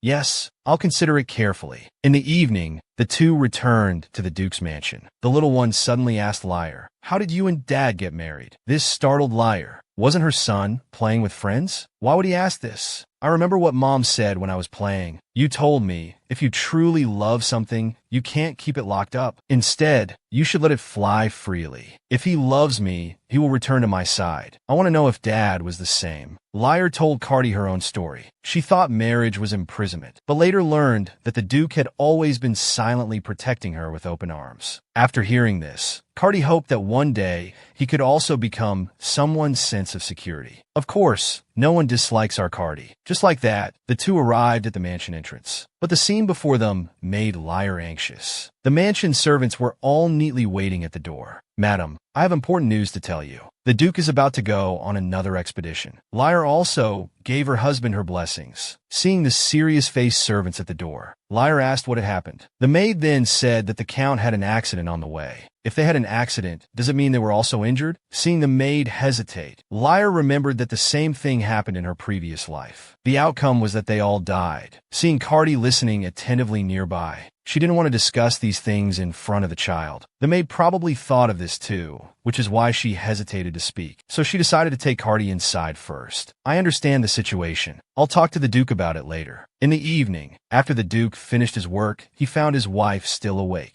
Lyre explained that she couldn't sleep. "Is it because of the Count's matter?" Lyre nodded. "When I heard the news of the Count's death, I wasn't sad at all. Isn't that strange? But I still pretended to be a kind mother. I didn't even tell him about his grandfather's death. I felt it would be odd for a child to see a parent who doesn't grieve over someone's death." Strangely, the Duke comforted his wife. "Our son might know about this." In his eyes, the Count was the bad person who hurt Mom. "You don't need to grieve for someone who hurt you." Lyre knew the Duke was behind this. "I guess so, because the Count died in a carriage accident." The Duke also admitted he didn't want the Count to hurt her anymore. "Lyre, do you think my actions were despicable?" "How could it be despicable? I just don't want you to dirty your hands because of this. I really hated the Count and his wife. After my mother's death, they made me act as if nothing had happened. Every day I wished they would die, but I was also afraid. Because of this, I never dared to rebel. I was like a puppet, letting them manipulate me. How much more blood will you have on your hands for me? Don't worry, as long as I can see your smile, I can do anything. But I don't want you to get hurt because of me. It's okay. I'm strong enough. Every year at this time, you go on an expedition. Every time you come back, you act as if nothing happened. You must have experienced very dangerous moments. Now you're about to leave again soon, right? To protect you and the territory, I have no choice. As a man and a husband, it's my responsibility to protect you. So don't worry, I'll come back safely." The next day,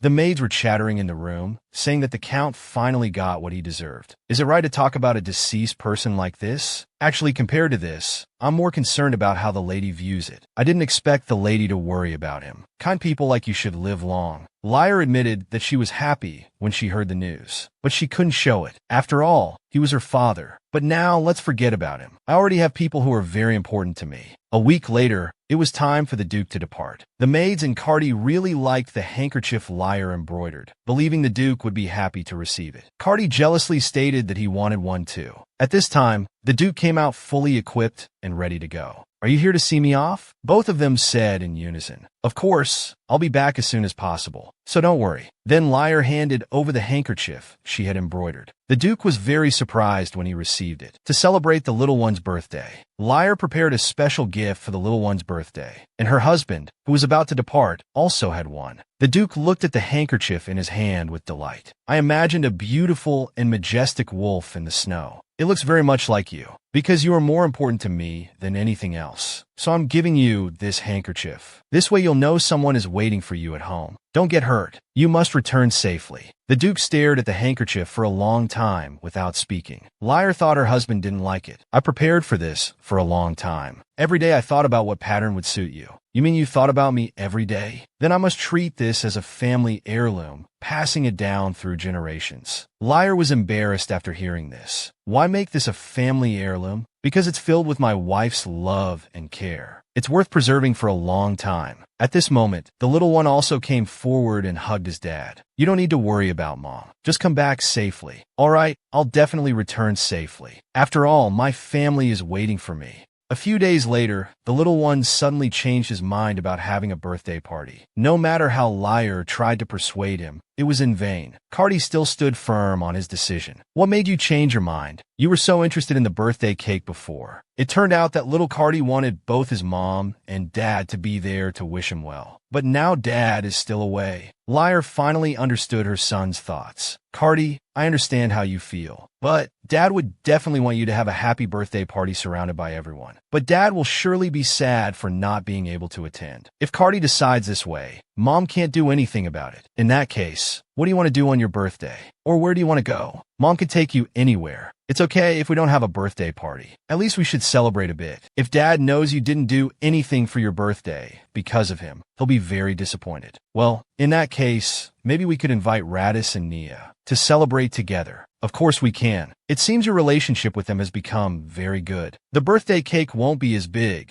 but I'll still prepare it well. At this moment, the little one suddenly became hesitant. He shyly told Liar to put lots of strawberries on the cake. On the birthday, the whole mansion was busy. The maid directed everyone to decorate well. This is the young master's 6th birthday. We can't make any mistakes. Liar came out to ask how the cake was coming along. They were all very careful. It's almost done. The young master also woke up early today. He said he wanted to find you. So Liar decided to go find her son first. She must be the first to congratulate him. During the last birthday, their relationship wasn't so good. A lot has happened in just 1 year. At this moment, little Cardi came running from a distance. Liar put a birthday hat on him. The party hasn't started yet. Why is Mom congratulating me now? Because Mom wants to be the first to wish you well. Is everything ready for the celebration? It's almost done. Let's change your clothes before the guests arrive. Mom has prepared special clothes for your birthday. The little one was very excited after hearing this. I can't wait to wear it. Clearly, Liar and the maid were also looking forward to seeing how Cardi would look in it. After Cardi changed, he received crazy compliments from the maid. But the little one obviously wasn't too happy. Mom, why did you make me dress like this? Cardi finally welcomed his birthday party. His good friends also came to offer their blessings. The little one, wearing the clothes Mom gave him, stood at the door greeting guests with a displeased look. Liar saw her son's pouting lips. She apologized amusingly. Mom, do you really feel sorry? But your expression is suspicious. It's my birthday today, so I'll reluctantly wear the gift Mom gave me. Next time I'll prepare a set that suits you better. Thank you for wearing them today, even though you don't like them much. Little Cardi pouted, telling Mom not to do this next time. At this moment, the maid came to report that the guest carriages had arrived. Mrs. Finzel and Mrs. Fennell arrived at the mansion together. Radis and Nia followed closely behind. Welcome, everyone. I prepared a lot of food today. Would you like to play happily with Cardi? The little ones all happily expressed their willingness.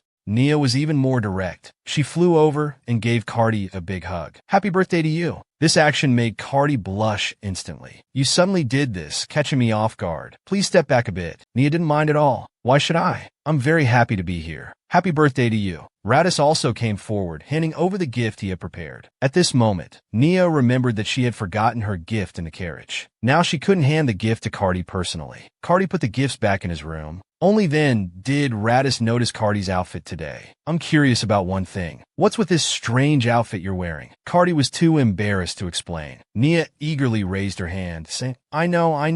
Aren't these angel wings? They suit you very well. Radis then teased. If I had known you liked wings, I would have made that your gift. So the three of them started horsing around in the hall. Seeing this, Mrs. Finzel quickly took out the image sphere. Liar and Mrs. Finzel were worried if they could get along well. It's fine, they're still just children. I believe this will be a very interesting gathering. Soon it was time to eat. Everyone offered their blessings to Cardi. Liar reminded her son to respond to everyone's blessings. Cardi thought for a moment before speaking. Thank you very much for your wishes. Even if I haven't performed well in front of you, I will work harder in the future." Hearing this, the servants all remarked that the young master had grown up. "Thank you, Radis and Nia, for coming. Of course, we had to come to wish you a happy birthday." Nia saw Cardi's birthday cake, and her eyes lit up. "Do you like strawberry cake too? This looks delicious." Cardi thought of his favorite walnut pie. Then remembering that Nia's favorite was strawberry cake, he could only shyly say that he liked strawberries the most. "Then we have a lot in common. I love strawberries very, very much.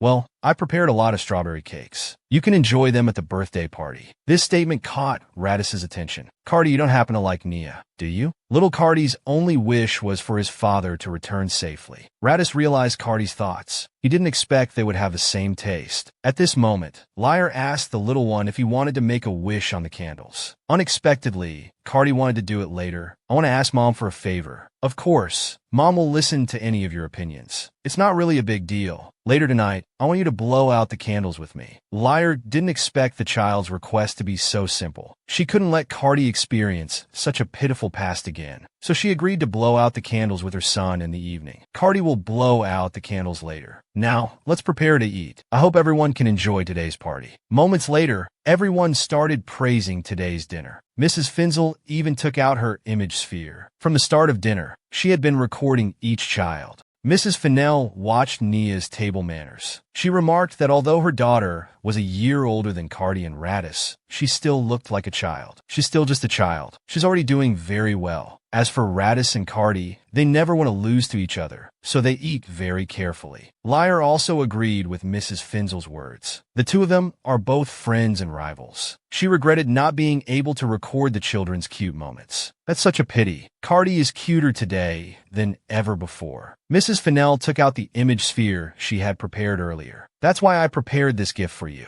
Lyre didn't expect to have her own image sphere. Now she could record Cardi's cute moments in the future. Soon it was evening, and the two ladies were preparing to say goodbye. Cardi was also ready to blow out the candles with his mom. "It's still early. We can take our time, but I don't want to miss making a wish because of the passage of time. If that's the case, let's make a wish now." Cardi looked at the cake in front of him and made a solemn wish. "Please let my father return safely. Then we can travel to the warm south." Lyre didn't expect Cardi's wish to be this. "Mom, you should say happy birthday." "You're right. Happy birthday to my most beloved son." Meanwhile, on the other side, the Duke was in his tent formulating the next strategy. But the enemy had shown no movement all day today. If that's the case, does it mean it's some unknown party unilaterally wanting to invade us? Yes, I suspect it might be a political party that has a bad relationship with you. This war must have been pushed by them. The Duke didn't understand. Just because of impure bloodline, he was always considered a traitor. His mother had only brought him harm. Why does everyone want to kill him? He just wants to protect his territory and family. The Duke suddenly realized things couldn't be dragged on any longer. If they try to invade, leave no one alive. If they're willing to exchange their lives for mine, then let them pay the price. Cardi was about to have a little sister. Lyra had been feeling very tired lately. Even though she went to bed early every day, her body felt strange. She guessed it might be because she had been worrying about too many things lately. "I heard Cardi has a new tutor recently." "Yes, the young master's previous tutor is heading south for the winter, so we found a new one." Lyra inquired about the new tutor's situation. The maid seemed a bit troubled. "Honestly, he looks very kind, but there's something a bit strange about him." Then she told Lyra not to worry too much, as all the servants in the mansion welcomed his arrival. But the maid's words still alerted Lyra. "You're the one I trust most among all the servants. I hope you're not hiding anything. If you have any suspicions, go and keep an eye on the new teacher near Cardi." So the maid took on this task. After the maid left, Lyra quickly fell asleep. In her dream, she saw her mother again. Lyra confessed her recent worries to her mother. She was very concerned about the Duke's safety and feared the witch would come to collect her price. She also had another wish, which was to have a daughter. Then she would give her countless love just like her mother did. Unexpectedly, her mother wiped away Lyra's tears and said, "I will come to see you soon." Lyra thought she had this dream because she missed her mother so much. At this time, The maid brought in a bowl of collected sour fruits. Liar ate while asking about the recent situation with the teacher. Maybe I overthought it at first. He doesn't treat the young master like other tutors do. It's like he treats him as a child of his age. Liar didn't understand what that meant. Yes, although the young master is still young, he's the heir to the Duke's family. Most tutors would be very polite. Although the maid said so, Liar still had some concerns. So,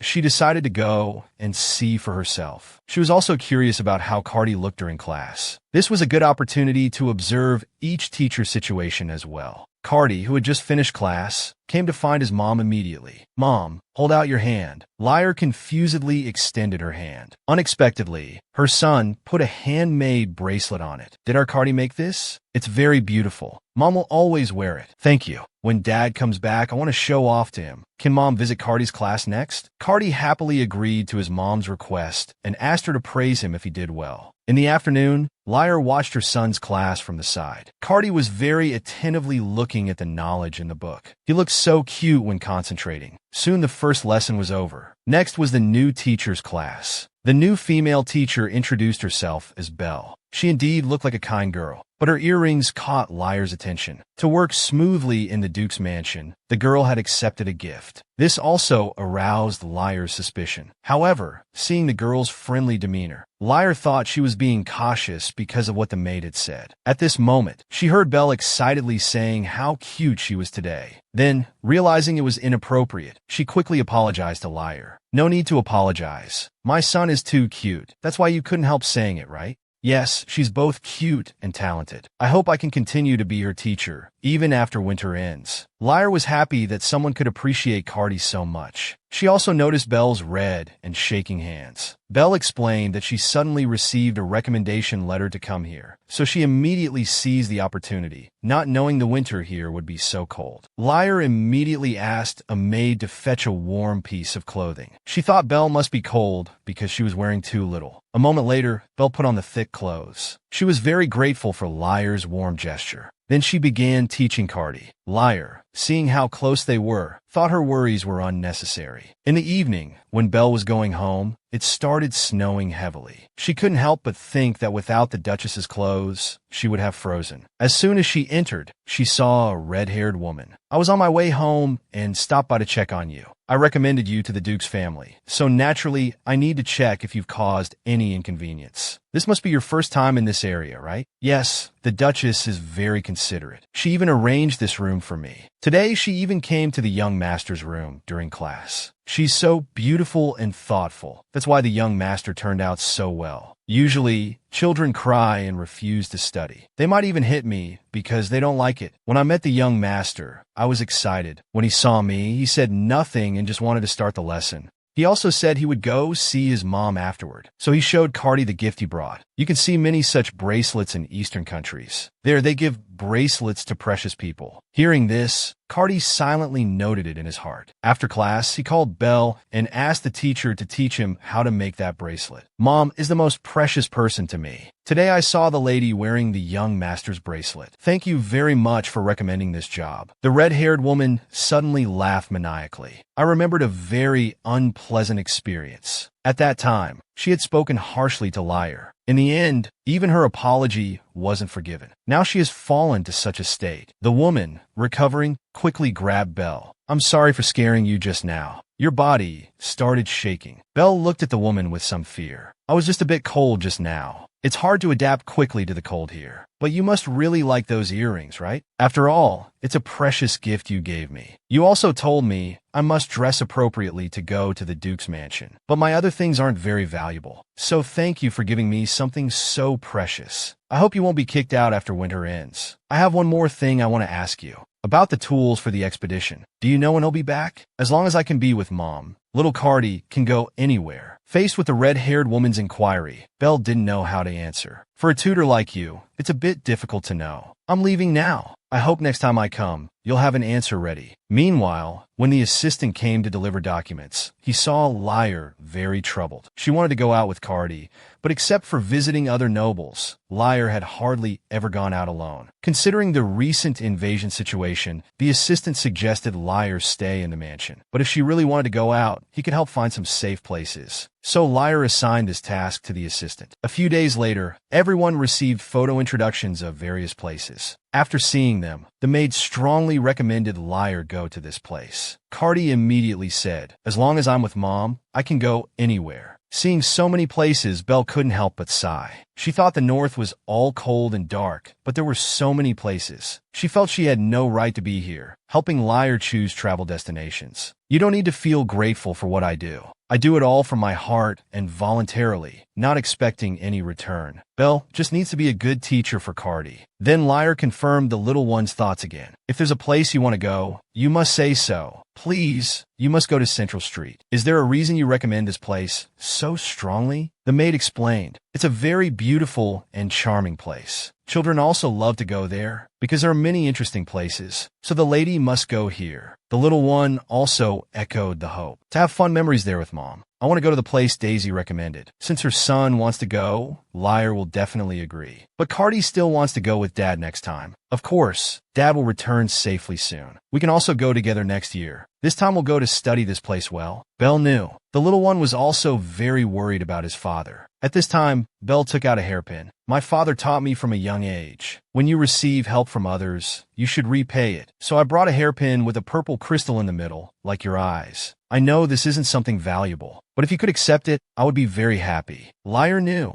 For precious things, Belle's sincerity was even more valuable. So she accepted this gift and immediately put the hairpin on her head. "Cardi, do you think it suits Mom?" The little one was also very supportive. "Mom looks good in anything." In the evening, Belle happily returned home. She found that the red-haired woman had come again. So she told about what happened today. The Duchess is going to play with the young master on Central Street. But what Belle didn't know was, as she was narrating, the man behind her was eyeing her fiercely. The next second she was hit on the head by the man. Next, we need to hurry with the plan to create a birthday surprise for Mom. Little Cardi was kidnapped by someone with ulterior motives. When Belle woke up, she felt a headache. She suddenly realized her hands and feet were tied. The red-haired woman beside her was plotting something. The man was somewhat concerned about Cardi's abilities. It said he has already awakened the heir's skills. "You're actually worried about a 6-year-old child. What can a child who only cries for his mother do?" The man still believed it's better to be careful. But now the red-haired woman could no longer bear it. She was eager to see Liar begging on her knees. The tutor we sent to the Duke's mansion, gathering information through the earrings. After biding our time until now, it's the best time for revenge. Hearing this, Belle finally realized they had been using her to steal information from the Duke's family. Seeing this, the red-haired woman mercilessly yanked off Belle's earrings. "I helped you find a job. We can consider it mutual help. Thanks to you, I can take revenge with my dear. To start a new life. We needed money before. I've long been tired of this cowardly life.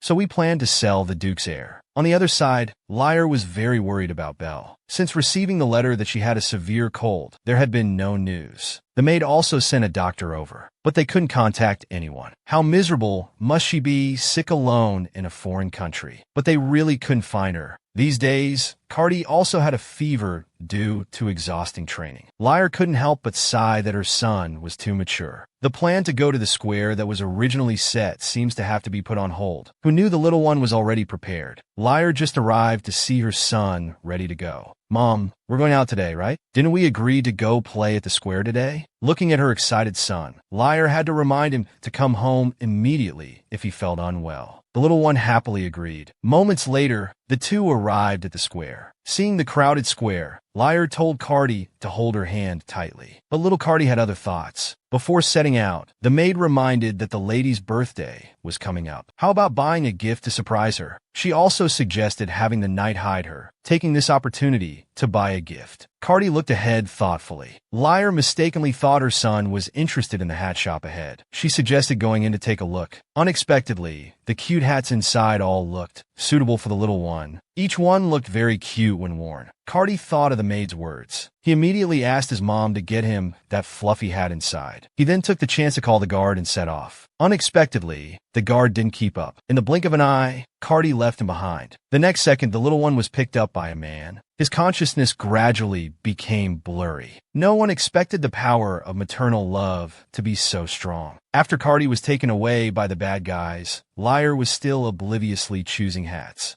She finally found a fluffy little chick hat. Imagining how it would look on her son's head, she turned to have Cardi try it on, but she couldn't find the little one anywhere. Upon asking the knight, she learned he went to buy something. It was for her birthday gift. Now she could only pretend not to know and wait for the surprise. She bought many gifts for Cardi in the meantime, but after a long time, the little one still hadn't returned. At this moment, she saw the knight running over hurriedly, reporting bad news. The young master was taken away by unidentified people. Liar immediately gathered all knights to seal off the square. They must find the child immediately. She also ran around the square searching, constantly blaming herself for letting go of the child's hand. What if the witch's price was Cardi? Suddenly, a light flared up in a corner of the square. Liar immediately ran towards it, thinking it must be Cardi's distress signal. But she didn't expect it to be a trap set by the bad guys. Moments later, Liar was brought to a small house. She then discovered that the red-haired woman who kidnapped Cardi was actually the fat woman from the past gathering. And without a word, she stepped on Liar. The little one was very anxious seeing this.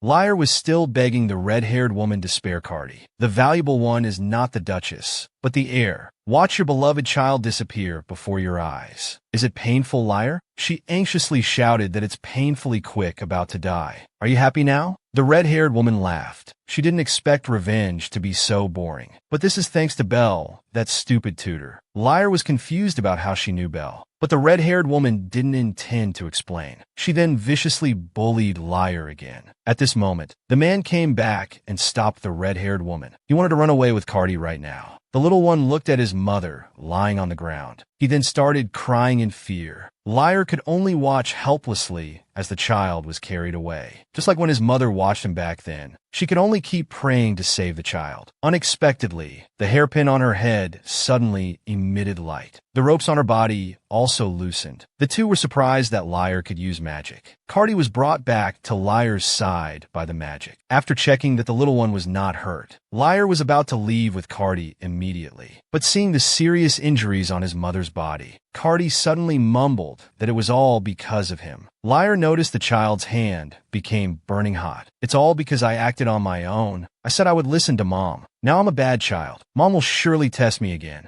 Liar hurriedly tried to comfort her son, but now Cardi couldn't hear any words. The flames on his body also started to go out of control. It's all because I didn't protect Mom well. The little one's first outburst was actually to protect his mother, believing that Mom was hurt because of himself. So he surrounded the two with flames. I will never forgive those who bully Mom. In an instant, the room was surrounded. At this time, the knights also arrived at the cottage. The assassins had all been captured and locked in the underground prison. Seeing the situation before them, they planned to take Liar away first. But Liar refused, remembering what the chief physician had said before, to prevent the child from using his abilities as much as possible. So she asked the knights to evacuate people from the square and check if there were any remaining accomplices. She herself stayed to comfort the out-of-control Cardi. She then reached out to touch the flames. Unexpectedly, the flames dodged her hand. Don't come closer, it's all because of me. Mom got hurt. I made Mom sad. You won't love me. Facing the child's emotions, Liar hurriedly comforted him. How could that be possible? Cardi is such a kind child, but I can't do anything. I'm a useless child. Liar stepped forward and hugged the child. That's not true, Cardi. Mom has always been watching your efforts, and you even parted the flames to avoid hurting Mom. Mom only hopes for Cardi to be like a child, to smile happily, because you are my most beloved son. It's Mom who couldn't protect you well. I'm sorry that today's outing has to end here. Let's go home. Cardi was finally comforted by his mom, and the bad guys had already fainted. Liar ordered to bring them back to the mansion and revive them. A few days later, Liar wrote a letter, intending to give it to His Majesty the Emperor. The assistant knew that the special request meant it couldn't be seen by others. A few days later in the palace office, the Emperor received a top-secret letter. It was said to be from the Duchess. Curious, he opened it. What kind of letter would use the term top secret? After reading it, the emperor just smiled. Cien is like a dog chasing its owner, not without reason. In the letter, Liar recounted what happened a few days ago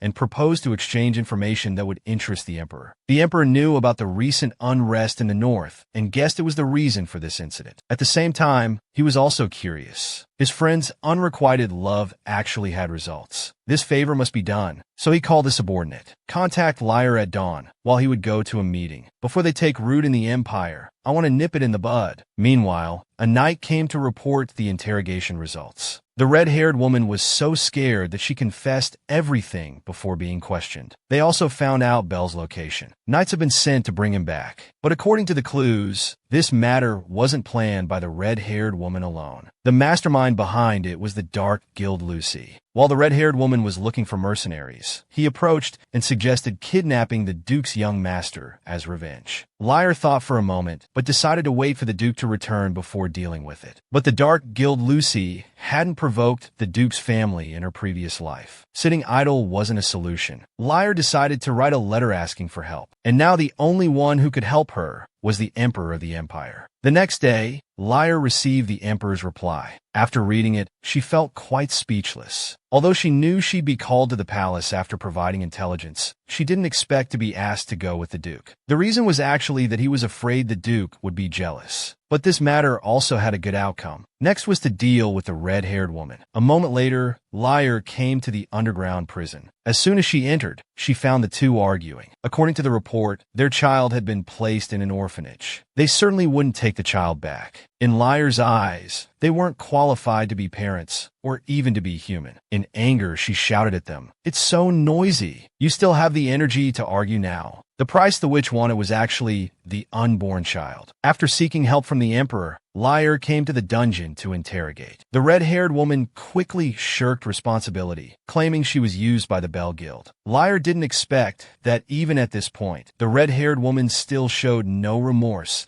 and was only thinking about how to exonerate herself. At this moment, the man beside her also started to defend himself, saying that the red-haired woman had asked him to join for quick money and that he didn't directly harm Cardi. He hoped to be forgiven. Liar quickly interrupted the two. "You show no remorse and only blame each other. I can't feel any mercy for you. You try to take away my happiness, so you must pay the price." Afterwards, Liar went to her son's room. The little one had been running a fever. At this time, a voice sounded. It seemed he was very ill. Liar turned around and found that the person who came was the witch. "Do you need my help?" Liar knew the witch must have a purpose for coming at this moment. She quickly protected Cardi, lying on the bed. "I'm not here to collect the price. She looks very painful, doesn't she?" Liar hesitantly let the witch treat Cardi. Under the witch's magic, Cardi, whose energy had gone out of control, finally got much better. He even pulled on Liar's sleeve, saying he was sleepy. "Mom will always be with you. Sleep well." Only then did Liar turn back to thank the witch. "No need to thank me. Consider it my repayment for bringing me joy. Observing your fate has been extremely entertaining. Don't you find it interesting? A very small thing can change everything." Liar looked at the hairpin and remembered it was given by Belle. The witch had been using it to keep an eye on her. "However, I didn't come here to tell you these things. Liar, you lost the bet. As agreed, I'm here today to collect the price." At this moment, Liar was already prepared to bet her life to protect those important to her. "What I want is the soul that doesn't exist in the original fate. I want to take away the child in your belly." Liar finally realized why she had been feeling drowsy lately and craving sour foods. "This price is acceptable, right? After all, you weren't supposed to have this child in your fate. Even without him, you can live normally. But this is still his child. If the Duke knew about this, he would probably be very happy. Even if it's a child not meant to exist in fate, it exists now. I can't give you my child, but if you're satisfied, I can find other more precious things for you." The witch's answer remained firm. "What I want is precisely the child that deviates from fate. If you plead so earnestly, I'll agree. Let's make a new bet. All previous prices can be withdrawn." In order to protect the child in her belly, Liar could only agree. But in winter, the witch would never make a bet she had no chance of winning. She must give herself more possibilities to win. "Then I'll tell you the content of the bet now. Guess whether the Duke will live or die in this expedition." These words were like a bolt from the blue for Liar. Let me say in advance, I bet on the former. Do you still want to bet? This was undoubtedly making her choose between her husband and child. She didn't want to lose the happiness she had finally obtained. You know the unfairness of all fate's endings, so tell me, what are my chances of winning this bet? The witch was very pleased with Liar's response. This bet is indeed very favorable to me, so I'll tell you how to save the Duke. There's a mole near your husband secretly passing information to the enemy. Because of this, the Duke will be ambushed. And that sword carries poison from another country. It's a poison that causes extreme pain and death after a few days of agony. He needs a special antidote to cure it. So your husband's final fate. If you're scared, you can give up on this bet. Liar begged the witch to tell her who the mole was, telling you that would be too advantageous for you. But as long as you find the antidote, your husband can survive. Hurry and find the antidote. You only have 5 days left. Please tell me the name of the antidote. I'll go myself. After that, Liar decided to go search for it herself, even though her maid strongly objected. Liar arrived at the Count's mansion alone. I'm here to see Count Hal. You've come a long way. I am Count Hal. What business do you have with me? Others transmigrate as noble ladies or princesses. This girl transmigrated to become a child's stepmother. Not only does she have an ugly husband and son, but he's also a crazy person who likes to imprison people. After going crazy for a day, Liar finally accepted this. Many fans want to know where to read this comic. Today, JoJo has compiled the comic for everyone. First, download this. In the search bar, enter Reborn as a Mother. What pops up is it? Remember to save it to your phone and unzip it. Liar finally succeeded in saving her husband through her own efforts. With the witch's hint, she successfully found Count Hal. I'm sorry to disturb you so late. I hope you understand my situation is urgent. Unexpectedly, Count Hal immediately agreed to help. This surprised Liar very much, because, Duchess, you are our benefactor. I heard from my daughter that you cured her illness. Whatever you want, just tell me. Liar didn't expect that her kind act would be rewarded like this. Then can I go to the greenhouse? There's a flower I want in there. On the other side, the Duke also wanted to end the war quickly and return home. But even though everything was going smoothly, he felt very uneasy. He was afraid something might happen to his wife and son at home. Just as he was lying down to sleep, someone sneaked in stealthily. Coming to the Duke's bedside, they fiercely raised a dagger. Fortunately, the Duke noticed and dodged quickly, and he successfully counterattacked the enemy. The Duke immediately recognized it as a barbarian knife. Aren't you a new recruit in our Knight Order? So you joined with this purpose. That's right, you and I are of the same race, yet you attack us so mercilessly. That's a pity. I deeply hate the blood flowing in my body. You plunder others all day. It's normal that people don't have a good impression of you. I hate you as much as the harm I suffered in the Empire. But when I was young, I always hoped people were wrong. I once wanted to understand this race, even asked my mother about it. But in his eyes, there was only power and money. And the people who worked for him, he never treated them as humans. The Duke's mansion was just a playground for my mother. Whenever I mentioned the servants' treatment, all I got was whipping. When I inherited the title, I wanted to believe in you too. But you thought I was weak and wanted to occupy the Empire through the north. At this point, the villain was tired of the Duke's long-winded speech. He directly threw a flying sword. The Duke, still recounting his hardships, was accidentally hit by the arrow. The knights, hearing the commotion, quickly came and subdued the villain. Liar also successfully made the antidote. This was also thanks to the witch's reminder. She directly explained how to make the antidote step by step. She even sent a bird to guide Liar, just because she found observing other people's lives very interesting. You bet your life on it. I should make the bet fair too. After getting the antidote, Liar quickly headed to the Duke's location under the bird's guidance. She prayed internally that she could arrive in time to save her husband.